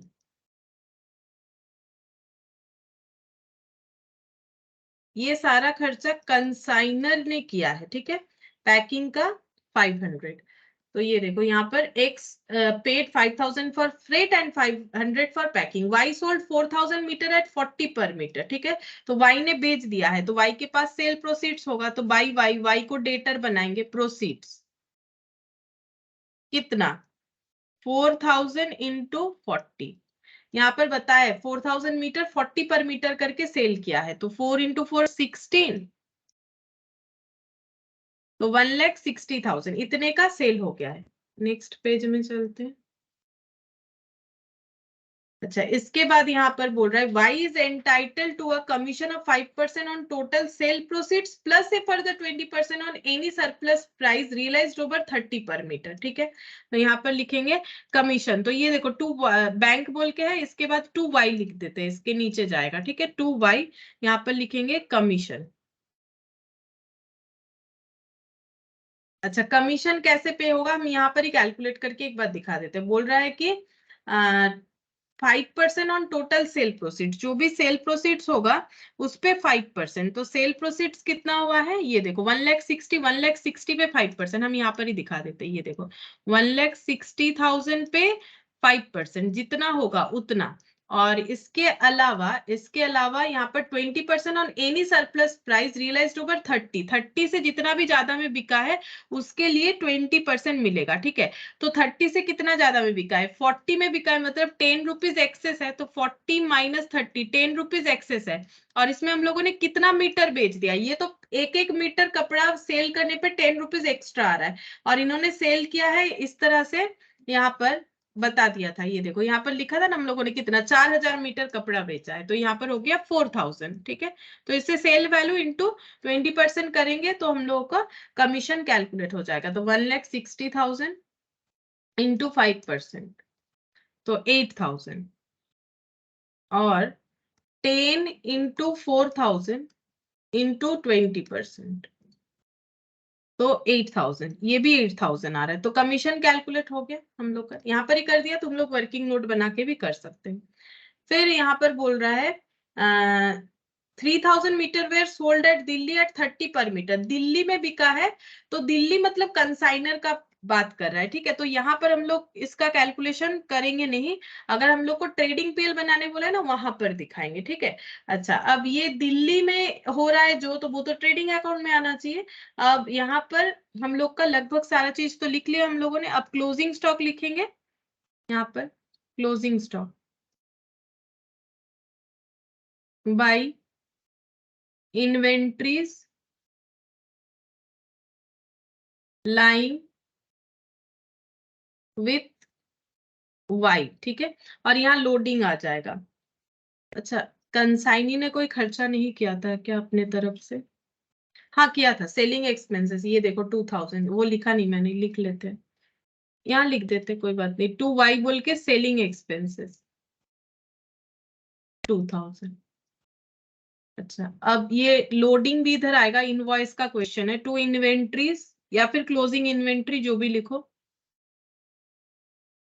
यहाँ पर आ जाएगा लोडिंग। ठीक है, तो लोडिंग कैलकुलेट कर लेते हैं कितना, मतलब हम लोग को क्लोजिंग स्टॉक कैलकुलेट करना पड़ेगा, फिर हम लोग ट्रेडिंग पीएल भी बनाएंगे, इसके लिए ये जगह रख देते हैं, यहाँ पर बना लेते हैं वैल्यूएशन ऑफ क्लोजिंग स्टॉक। ठीक है, तो यहाँ पर लिखते हैं working note number 1, cost of goods sent by x unit invoice price और कॉस्ट और लोडिंग, यहाँ पर यूनिट भी है तो 4 कॉलम बन गया मेरा। तो कितना स्टॉक भेजा गया है, तो यहाँ पर 5,000 मीटर ऑफ क्लोथ्स और इनवॉइस प्राइस 30 पर मीटर, मतलब ये हो जाएगा 1,50,000, और कॉस्ट कितना है इनका, कॉस्ट हुआ था 20 करके। ठीक है, तो ये हो जाएगा 1,20,000 करके। अभी हम लोगों ने कैलकुलेट करके देखा था ना कि अगर 2,00,000 एक्सपेंस हुआ है 10,000 मीटर के लिए, तो पर मीटर 20 करके है, तो लोडिंग हो जाएगा डिफरेंस 50,000। ठीक है, 1,50,000 का चीज, 1,00,000 का चीज अगर 1,50,000 बनाया गया है तो 50,000 उस पर लोड लगाया गया है। All expenses incurred by x, incurred by x, x ने क्या क्या खर्चा किया है देखो, एक्स ने हम लोग का फ्रेट और पैकिंग 5,000 और 500, तो यहाँ पर ऐड कर देते हैं 5,500 5,500 5,000 प्लस 500 फ्रेट और पैकिंग मिला के, तो यूनिट में थोड़ी ना कोई चेंजेस होगा, अच्छा, अब यहाँ पर हो जाएगा 1,55,500, ये भी हो जाएगा नहीं, ये 1,55,500 नहीं होगा, ये हो जाएगा हम लोग का इनवॉइस प्राइस ऐड करने से 1 2 3 4, हाँ वही हो रहा है, ठीक है, 1,55,500 और ये हो जाएगा 1,05,500, 1,05,500। ये हो गया cost of total cost of goods sent, ठीक है। अच्छा, अब यहाँ पर कोई लॉस वगैरह बोला नहीं था पूरे क्वेश्चन में, ठीक है। अब कुछ सेल हो गया, जो बच गया वही क्लोजिंग स्टॉक होगा, तो यहाँ पर लिखते हैं क्लोजिंग स्टॉक। तो 5,000 यूनिट में से 4,000 यूनिट सेल हो गया था, मतलब मीटर, 4,000 मीटर कपड़ा, तो बचा कितना, 1,000 क्लोजिंग स्टॉक। अब इसका वैल्यू निकालेंगे, 1,000 क्लोजिंग स्टॉक हम लोग यूनिट कॉलम में चाहे तो इस 1,000 को लिख सकते हैं। तो कैसे निकालेंगे कि यहाँ पर कितना होगा, ये देखो, इनवॉइस प्राइस 1,55,500 फॉर 5,000 मीटर कपड़ा, तो 1,000 का कितना हो जाएगा, तो ये ऐसे कैलकुलेट हो जाएगा, यूनिटरी मेथड डिवाइडेड बाय 5, तो ये हो गया 31,100, ठीक है, 31,100। अब ये भी इसी तरह से हो जाएगा 1,055,000 डिवाइडेड बाय 5,000 इंटू 100, कॉस्ट के हिसाब से अगर देखें तो 1,055,000 डिवाइडेड बाय 5,000 इंटू 100, तो ये हो गया 21,100 होना चाहिए, शायद मेरा जीरो कुछ कम बेसी हो गया, यहाँ 2 जीरो हटा देते, 1,055,000 डिवाइडेड बाय 50 करते हैं,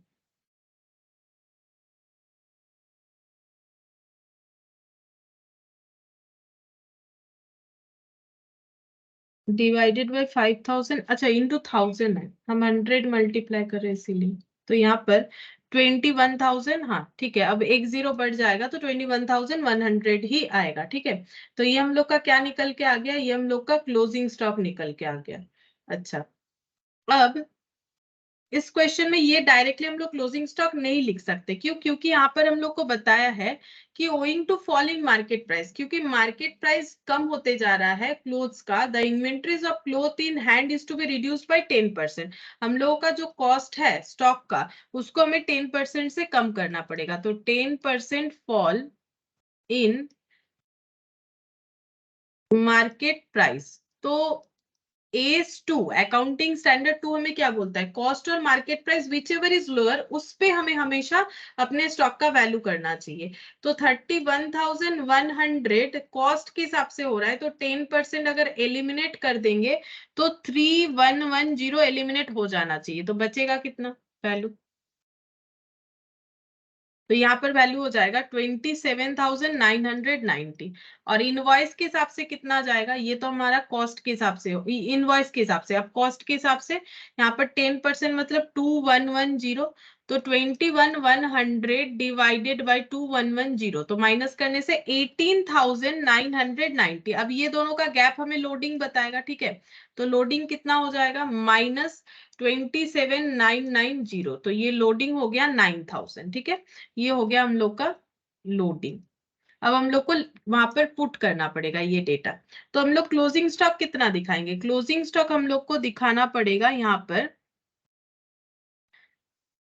27,000, जो इनवॉइस वाला है 27,990, और 9,000 उसका लोडिंग दिखाना पड़ेगा, तो ये हो गया 27,990, ये वर्किंग नोट 1, ठीक है, और इससे रिलेटेड लोडिंग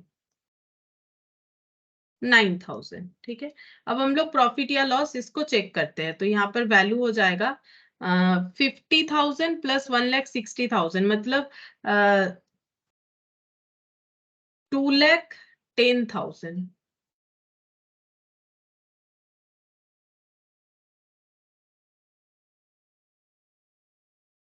प्लस 27,990, तो ये हो गया 2,37,990, यहाँ पर लिख लेते हैं 2,37,990, 2,37,990 और यहां से इसको हम लोग कर लेते हैं लेस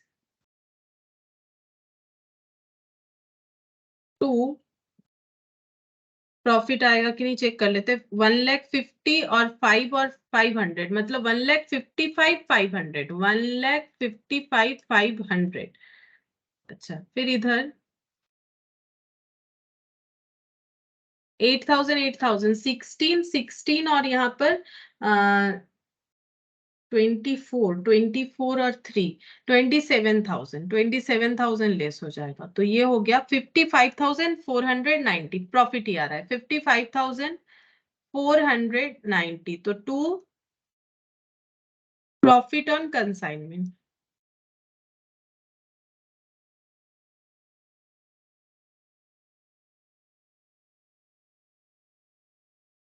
अच्छा यहाँ पर हम लोग ट्रेडिंग पीएल भी बनाएंगे। क्वेश्चन में बोला था ट्रेडिंग एंड पीएल बनाओ, तो यहाँ पर लिखते हैं ट्रेडिंग एंड पीएल। कौन बना रहा है? कंसाइनर बना रहा है। ठीक है, तो ट्रेडिंग मतलब उसके बिजनेस का पूरा स्टॉक का वैल्यूएशन और पूरा पीएल का कैलकुलेशन हमें करना पड़ेगा।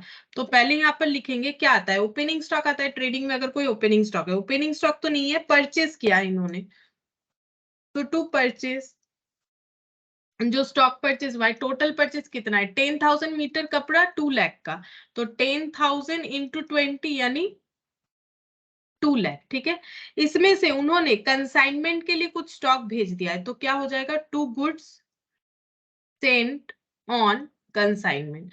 तो कंसाइनमेंट में जो भेजा गया है उसके लिए इनका स्टॉक जो है, प्रेजेंट स्टॉक जो है वो कम हो जाएगा। इन्होंने कितना भेजा है? 5,000 मीटर इनटू 20 करके ही दिखाएंगे, क्योंकि यहाँ पर उनको थोड़ी ना रिवील करना नहीं करने का, ये तो कोई नहीं है। ये कंसाइनमेंट ये दिखा रहे हैं कि कितने का स्टॉक कंसाइनमेंट से खाली, कंसाइनमेंट की वजह से खाली हो रहा है।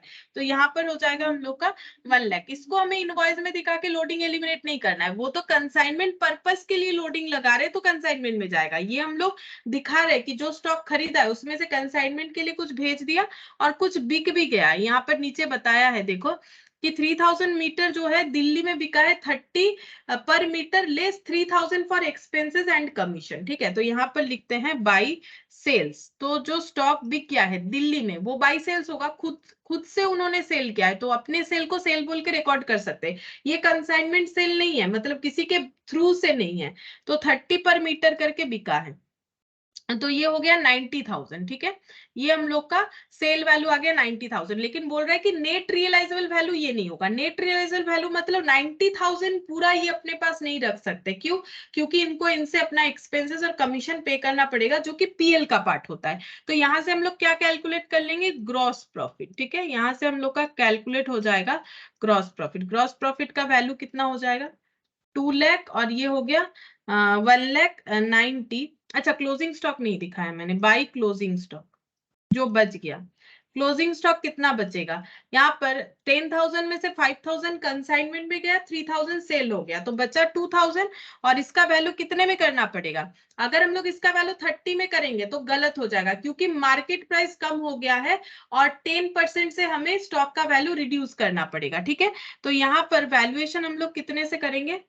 ये देखो, पहला बात है 30 से तो होगा ही नहीं। पहले बात है हम लोग 20 से कर सकते हैं, कर सकते थे, बेसिकली कर सकते थे, क्योंकि 20 हम लोग का कॉस्ट था और इस पे हम लोग का वैल्यू आ रहा था 40,000। ठीक है, लेकिन हम लोग को बोला गया है कि कॉस्ट जो है वो 10% से कम हो गया है, तो यहाँ पर 10% वैल्यू कम कर दो, या तो ऐसे कर दो या फिर 20 से 10% हटा दो, ऐसे भी चलेगा। ये देखो 20 इंटू 10% ऐसे करके भी कर सकते हो, 10%। तो ये कितना आ गया? 2 रुपीज कम हो जाएगा। ठीक है, तो 20 माइनस 2 कर लो, कितना आ गया? 18। 18 इंटू 2,000 कर लो, तो डायरेक्टली आंसर आ जाएगा 36,000। ऐसे भी हम लोग कर सकते हैं, यहाँ पर भी दिखा सकते हो या फिर ऐसे दिखा सकते हो। देखो इस तरीके से भी होता है, हमेशा एक ही तरीके से होगा ऐसा जरूरी नहीं है। ये देखो 20 माइनस 20 इंटू कितने परसेंट से रिड्यूस हुआ? 10%। ठीक है, कंसेप्ट समझने से हमारा मतलब है। तो यहाँ पर हो जाएगा 2 रुपीज, तो ये 20 से 2 हटा दो 18 रुपीज हो गया। अब 20 कॉस्ट वैल्यू है, ठीक है। मार्केट वैल्यू कितना चल रहा है 18, तो कॉस्ट और market price which ever is lower उस पे हमें रिकॉर्ड करना पड़ता है। तो मार्केट प्राइस लोअर है तो 18 पे रिकॉर्ड करेंगे, तो यहाँ पर हो जाएगा 36,000 का क्लोजिंग स्टॉक। अब प्रॉफिट चेक करते कितना होगा। देखो प्रॉफिट कितना होगा, यहाँ पर 20 का चीज 30 में बेच दिया है हम लोगों ने, तो इसका मतलब 10 पर यूनिट करके प्रॉफिट है। ऐसे भी चाहे तो कैलकुलेट कर सकते हैं या बैलेंस करके कर सकते हैं, लेकिन थोड़ा सा प्रॉफिट में चेंजेस आ जाएगा। क्यों? क्योंकि मार्केट प्राइस जो है वो कम हो गया है, ठीक है। तो इसीलिए एक बार देख लेते हैं चेक करके कितना होगा। ये डायरेक्टली 10 रुपीज का इम्पैक्ट नहीं आएगा हम लोग का, वो भी समझा देते हैं। देखो 1,90,000 और 36 यहाँ पर ऐड करते हैं।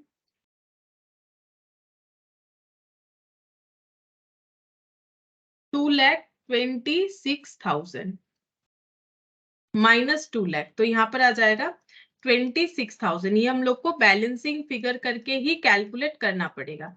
अच्छा अब देखो, वैसे तो हम लोग का बेच के कितना प्रॉफिट हुआ, 20 का चीज अगर हम लोग 30 में बेचते हैं 10 रुपीज करके प्रॉफिट है, तो 3,000 पे 10 रुपीज यानी 30,000 होना चाहिए। बट 4,000 क्यों कम हो गया?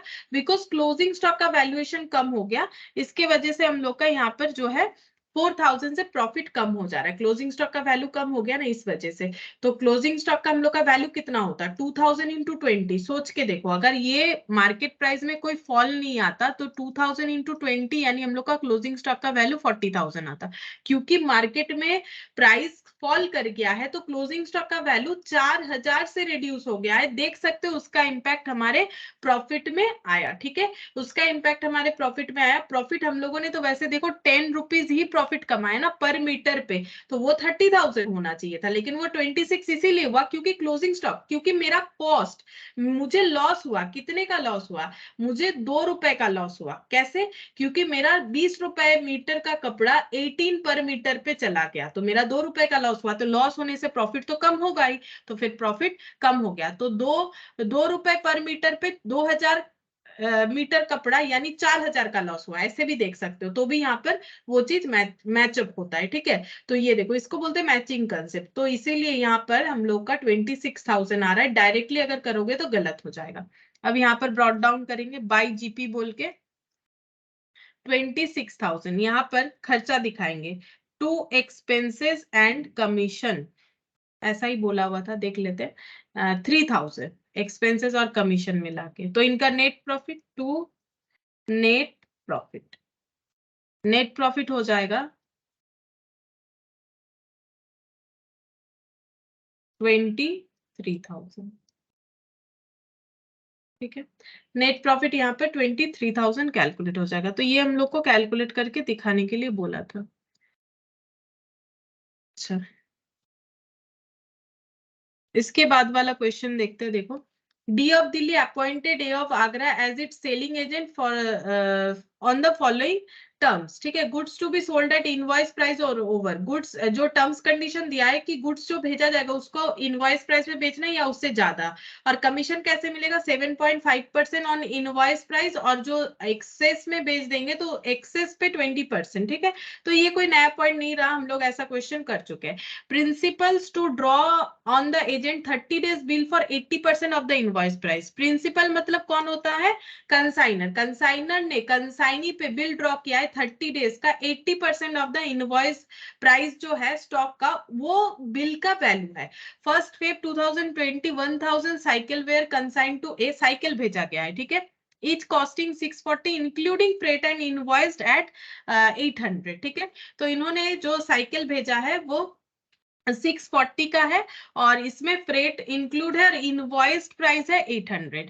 फिर बोल रहे हैं before 31 March 2020 when the principal books are closed A meet his acceptance on the due date. मतलब बिल्स पेबल जो है, ए ने जो मतलब बिल्स ड्रॉ किया था, बिल्स सॉरी एक्सेप्ट किया था, डी ने जो ड्रॉ किया था वो एक्सेप्टेंस मीटअप हुआ, मतलब बीपी रिलीज हो गया। सोल्ड ऑफ 820 साइकिल इन्होंने बेच दिया, एवरेज प्राइस 930 पर cycle, selling expenses 12,500 and remitted the amount due by means of bank overdraft. तो इन्होंने 820 साइकिल बेच दिया, कंसाइनी ने 930 पर साइकिल, सेलिंग एक्सपेंसेस किया 12,500 और बाकी अमाउंट रेमिट जो फाइनल रेमिटेंस होना चाहिए था वो बैंक ओवरड्राफ्ट के थ्रू से कर दिया। 20 of the unsold cycle were shop spoiled and were to be valued at depreciation of 50% of cost. बोल रहा है कि जो साइकिल अनसोल्ड मतलब क्लोजिंग स्टॉक है वो हो गया है shop spoiled and were to be valued, मतलब पड़े पड़े जो है उस पर डेप्रिसिएशन लग गया 50% ऑफ कॉस्ट के हिसाब से। अब बोल रहा है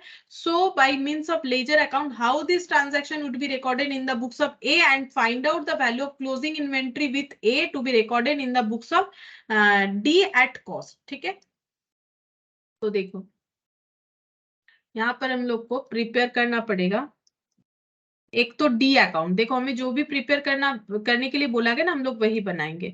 तो यहाँ पर हम लोग को प्रिपेयर करने के लिए बोला है ledger accounts how this transaction will be recorded in the books of A. ठीक है, अब ए मतलब कौन है? कंसाइनी। कंसाइनी के बुक्स का अकाउंट बनाना है। तो कंसाइनी किसका अकाउंट बनाएगा? कंसाइनर का। कंसाइनर का नाम क्या है? डी है। ये किसके बुक्स में बन रहा है? In the books of A. In the books of A. अभी हम लोग कंसाइनी का अकाउंट बनाएंगे जो हम लोगों ने इससे पहले एक बार भी नहीं किया है। ठीक है, बट एंट्री हमें पता है, मैंने दोनों तरह का जर्नल एंट्री करवा दिया था। ठीक है, और कमीशन का अपना रिकॉर्डिंग करेगा कि मुझे कितना कमीशन मिलने वाला है डी से।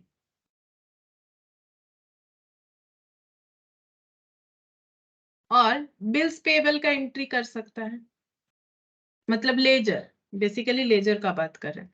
अच्छा अब देखो डी क्या एंट्री करेगा। सबसे पहले डी अपना एंट्री करेगा कि यहाँ पर देखो डी ने क्या क्या किया है। D of Delhi appointed A of Agra as its selling agent. D entry नहीं करेगा, सॉरी ए के बुक्स में, डी के बुक्स में ए अपना क्या एंट्री करने वाला है, सॉरी डी ए के बुक्स में डी का एंट्री क्या होगा। तो यहाँ पर क्या बोल रहा है? गुड्स भेजा गया है कितने का, यहाँ पर दिखा रहा है 1000 साइकिल्स। तो गुड्स भेजने का तो यहाँ एंट्री नहीं होगा। ये कंसाइनी क्या एंट्री करेगा? कंसाइनी बोलेगा मैंने जितना स्टॉक बेचा है हम उसका एंट्री कर देते हैं। सबसे पहले देख लेते हैं कितना स्टॉक इन्होंने बेचा है। तो इन्होंने 820 साइकिल 930 पर साइकिल करके बेच दिया। तो डी ने से मतलब ए कंसाइनी है, कंसाइनी ने जब सेल किया है तो उन्होंने क्या एंट्री किया होगा? उनके पास पैसा आ गया होगा सेल करके, बैंक अकाउंट डेबिट, बट उनको पता है ये पैसा उनका नहीं है, डी का है, डी को देना पड़ेगा। तो bank account debit to D, D को उन्होंने क्रेडिटर बना लिया। तो 820 इंटू 930 पर साइकिल करके बिक गया है 930। अब इसका मल्टीप्लीकेशन करते हैं। 7,62,600। ठीक है, अच्छा अब इन्होंने सोच रखा है ए ने कि मैंने अगर कोई खर्चा किया है तो हम वो डी से ले लेंगे, तो कमीशन तो मिलेगा ही, पहला कमीशन का खर्चा, और कोई खर्चा किया है तो वो मिल जाएगा। तो देखते हैं और क्या खर्चा किया है इन्होंने। यहाँ पर खर्चा किया है सेल एक्सपेंसेस 12,500। तो ये डी से वो पैसा ले लेंगे, D account debit to bank, selling expenses 12,500। ठीक है, और बिल जो है इन पे ड्रॉ हुआ है। ठीक है, तो बिल ड्रॉ होने का एंट्री वो हम लोग कर सकते हैं। बिल ड्रॉ, बिल एक्सेप्ट किया होगा इन्होंने, कंसाइनर ने बिल ड्रॉ किया है तो इन्होंने बिल एक्सेप्ट किया है। तो बिल एक्सेप्ट करने का एंट्री क्या होता है? पार्टी अकाउंट डेबिट टू क्या हो जाएगा? बीपी। ठीक है, तो यहाँ पर लिखेंगे बाई डी अकाउंट। कितने का बिल्स ड्रॉ होगा? यहाँ पर बताया है बिल्स का अमाउंट है 80% ऑफ द इनवॉइस प्राइस। ठीक है, तो इनवॉइस प्राइस का 80%, तो चेक करते हैं कितना होगा। यहाँ पर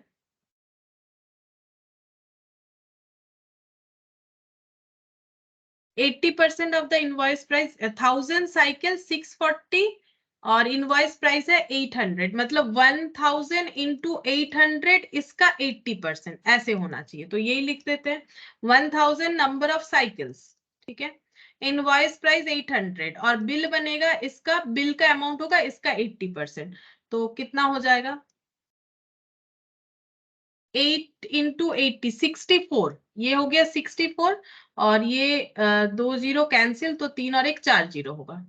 ठीक है, तो ये हो गया 6,40,000, ये बिल्स का एंट्री हो गया। अच्छा बिल्स जो है इन्होंने मीट भी किया था, A meet his acceptance on due date, इनको अपना बिल्स का पेमेंट भी इन्होंने किया है। तो बिल्स का पेमेंट होगा तो क्या एंट्री हो जाएगा? BP account debit to bank हो जाएगा, ठीक है, BP account debit to bank हो जाएगा क्योंकि बिल्स का पेमेंट भी इन्होंने किया था। तो 6,40,000 ये अकाउंट हम लोग का क्लोज हो गया। अच्छा, अब इसका डेट भी अगर चाहो तो लिख सकते हो। ये देखो यहाँ पर बिल कब ड्रॉ हुआ है, कुछ बताया तो नहीं है। ऑन फर्स्ट फेब ये बता रहा है यहाँ पर। तो फर्स्ट फेब ही हुआ होगा, जब भेजा गया है तभी बिल का बात हुआ होगा। तो फर्स्ट फेब का बिल ड्रॉ हुआ है और इसका हम लोग का 90 डेज बाद यहाँ पर बोला है 30 डेज का बिल बना है। तो फर्स्ट फेब से 30 डेज कब आएगा? फर्स्ट फेब कितने दिन का होता है? 28 का होता है, ठीक है। 28 -1 ये हो गया 27। यहाँ पर 3 दिन मार्च का ऐड कर देंगे तो ये 30 हो जाएगा। और यहाँ पर 3 मार्च और इसमें ऐड करने से 3 दिन ग्रेस पीरियड, तो ये हम लोग का क्या हो जाएगा? कितना डेट आएगा देखना पड़ेगा। यहाँ पर 28 है कि 29 वो भी देखना पड़ेगा। यहाँ पर ईयर वेयर कुछ दिया नहीं है, ठीक है, ईयर कुछ दिया नहीं है, नहीं तो हम लोग कर सकते थे। 30 डेज बिल बोला है तो ऐसे कर लेते फर्स्ट फेब। तो 28 -1 ये हो गया 27 मार्च का। इसके बाद 27 में 3 ऐड करेंगे तो 30 डेज हो जाएगा, मतलब मार्च का 3 दिन हो गया। अब इसमें अगर 3 डेज ग्रेस ऐड करेंगे तो 6 मार्च होगा मेरे हिसाब से, ठीक है, 6 मार्च हो रहा है यहाँ पर कैलकुलेट। वैसे कुछ ईयर वगैरह नहीं दिया है। अगर हम लोग इसको जो है इसका डेट को अगर हम लोग 29 मानते हैं फेब में, जैसे 29 भी हो सकता है। वैसे 2020 है तो हाँ 2020 अगर लीप ईयर होगा तो हम लोग को क्या करना पड़ेगा यहाँ पर, फिर हम लोग का ये डेट 5 तारीख हो जाएगा क्योंकि 29 डेज फेब में आ जाएगा, ठीक है। तो अगर 2020 हमारा लीप ईयर होता है तो ये 5 मार्च हो जा रहा है फिर। अच्छा, अब यहाँ पर कमीशन, कमीशन डी से जो मिलेगा उसे बाय डी अकाउंट बोल के हम लोग को यहाँ पर दिखाना पड़ेगा। D account debit to commission, commission जो मिलेगा और कमीशन को कंसाइनी पीएल में ट्रांसफर कर देगा। अब कमीशन कितना होगा वो चेक कर लेते हैं। तो कमीशन का यहाँ पर हम लोग को बोला था कि 7.5% ऑन इनवॉइस प्राइस, और इन्होंने कितना सारा स्टॉक बेचा है? एवरेज प्राइस 930 करके बेच दिया है। तो इन्होंने 7 लाख यहाँ पर चेक करके देख लेते हैं कितना होगा कमीशन। कमीशन कमीशन का कैलकुलेशन, तो कितना सारा साइकिल बेच दिया है? 820 साइकिल, ठीक है। अब इनवॉइस प्राइस क्या है? इनवॉइस प्राइस है 800। इनवॉइस प्राइस के हिसाब से इनको मिलेगा 7.5%, और इनवॉइस प्राइस से जितना ज्यादा होगा उतने, इनवॉइस प्राइस से 930 में बेचा है -800, तो ये सरप्लस अमाउंट पर साइकिल इंटू 820 साइकिल इंटू 20% जो रियलाइज्ड होने वाला है, ये वाला 20%। तो अब इसका कैलकुलेशन करते हैं। देखो 820 इंटू 800 इंटू 7.5%, तो ये हो जाएगा 49,200, ठीक है। और यहाँ पर ये हो जाएगा हम लोग का 130 इंटू 820 इंटू 20%, तो 21,320। अब ऐड कर लेते हैं 7,520, ठीक है। 7,520 ये कमीशन मिल रहा है कंसाइनी को, किससे मिलेगा? डी से मिलेगा, तो D account debit to commission हो जाएगा, ठीक है। तो कमीशन अकाउंट में क्या लिखेंगे? By D. तो 70,520 और ये पीएल में ट्रांसफर कर दिया जाएगा टू पीएल 70,520। अब ये क्रॉस पोस्टिंग होगा, ये दोनों यहाँ पर बीपी वाला भी और ये वाला भी, तो यहाँ पर हो जाएगा 2 BP 6,40,000। Commission working note number 1 बना लो उसको 70,520। तो ए बोल रहा है मुझे डी को 7,62,600 देना पड़ेगा, लेकिन हम अपना कमीशन का पैसा डिडक्ट कर लेंगे, हम अपना सेलिंग एक्सपेंसेस का पैसा डिडक्ट कर लेंगे, बिल्स पेबल जो दिया है उसे एडजस्ट कर लेंगे, बाकी चेक करेंगे कितना फाइनली मुझे उनको देना पड़ेगा to bank.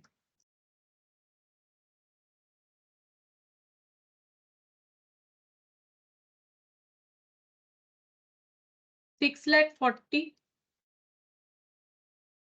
Plus 12,500 plus 7,0520 minus 7,62,600, तो 39,580 ये पैसा जो है ये रेमिट करेंगे, ठीक है, टू बैंक। ये पैसा ये रेमिट करेंगे किसको? कंसाइनर ए को, ठीक है। अब इसको वर्किंग नोट नंबर 1 लिख लो, हो जाएगा। तो ये भी हम लोग का देखो, ये बोला था कंसाइनी के बुक्स में एंट्री करने का, तो ये हो गया। अच्छा, अब हम लोग का यहाँ पर इलास्ट्रेशन 3-4, अच्छा ये 2 बाकी रह गया, ठीक है। तो इलास्ट्रेशन 3-4 ये हम होमवर्क दे देते हैं, और नेक्स्ट क्लास में हम लोग उसके बाद कुछ और चैप्टर जो है ये करने के बाद स्टार्ट करेंगे, ठीक है। तो आज इतना ही करते हैं।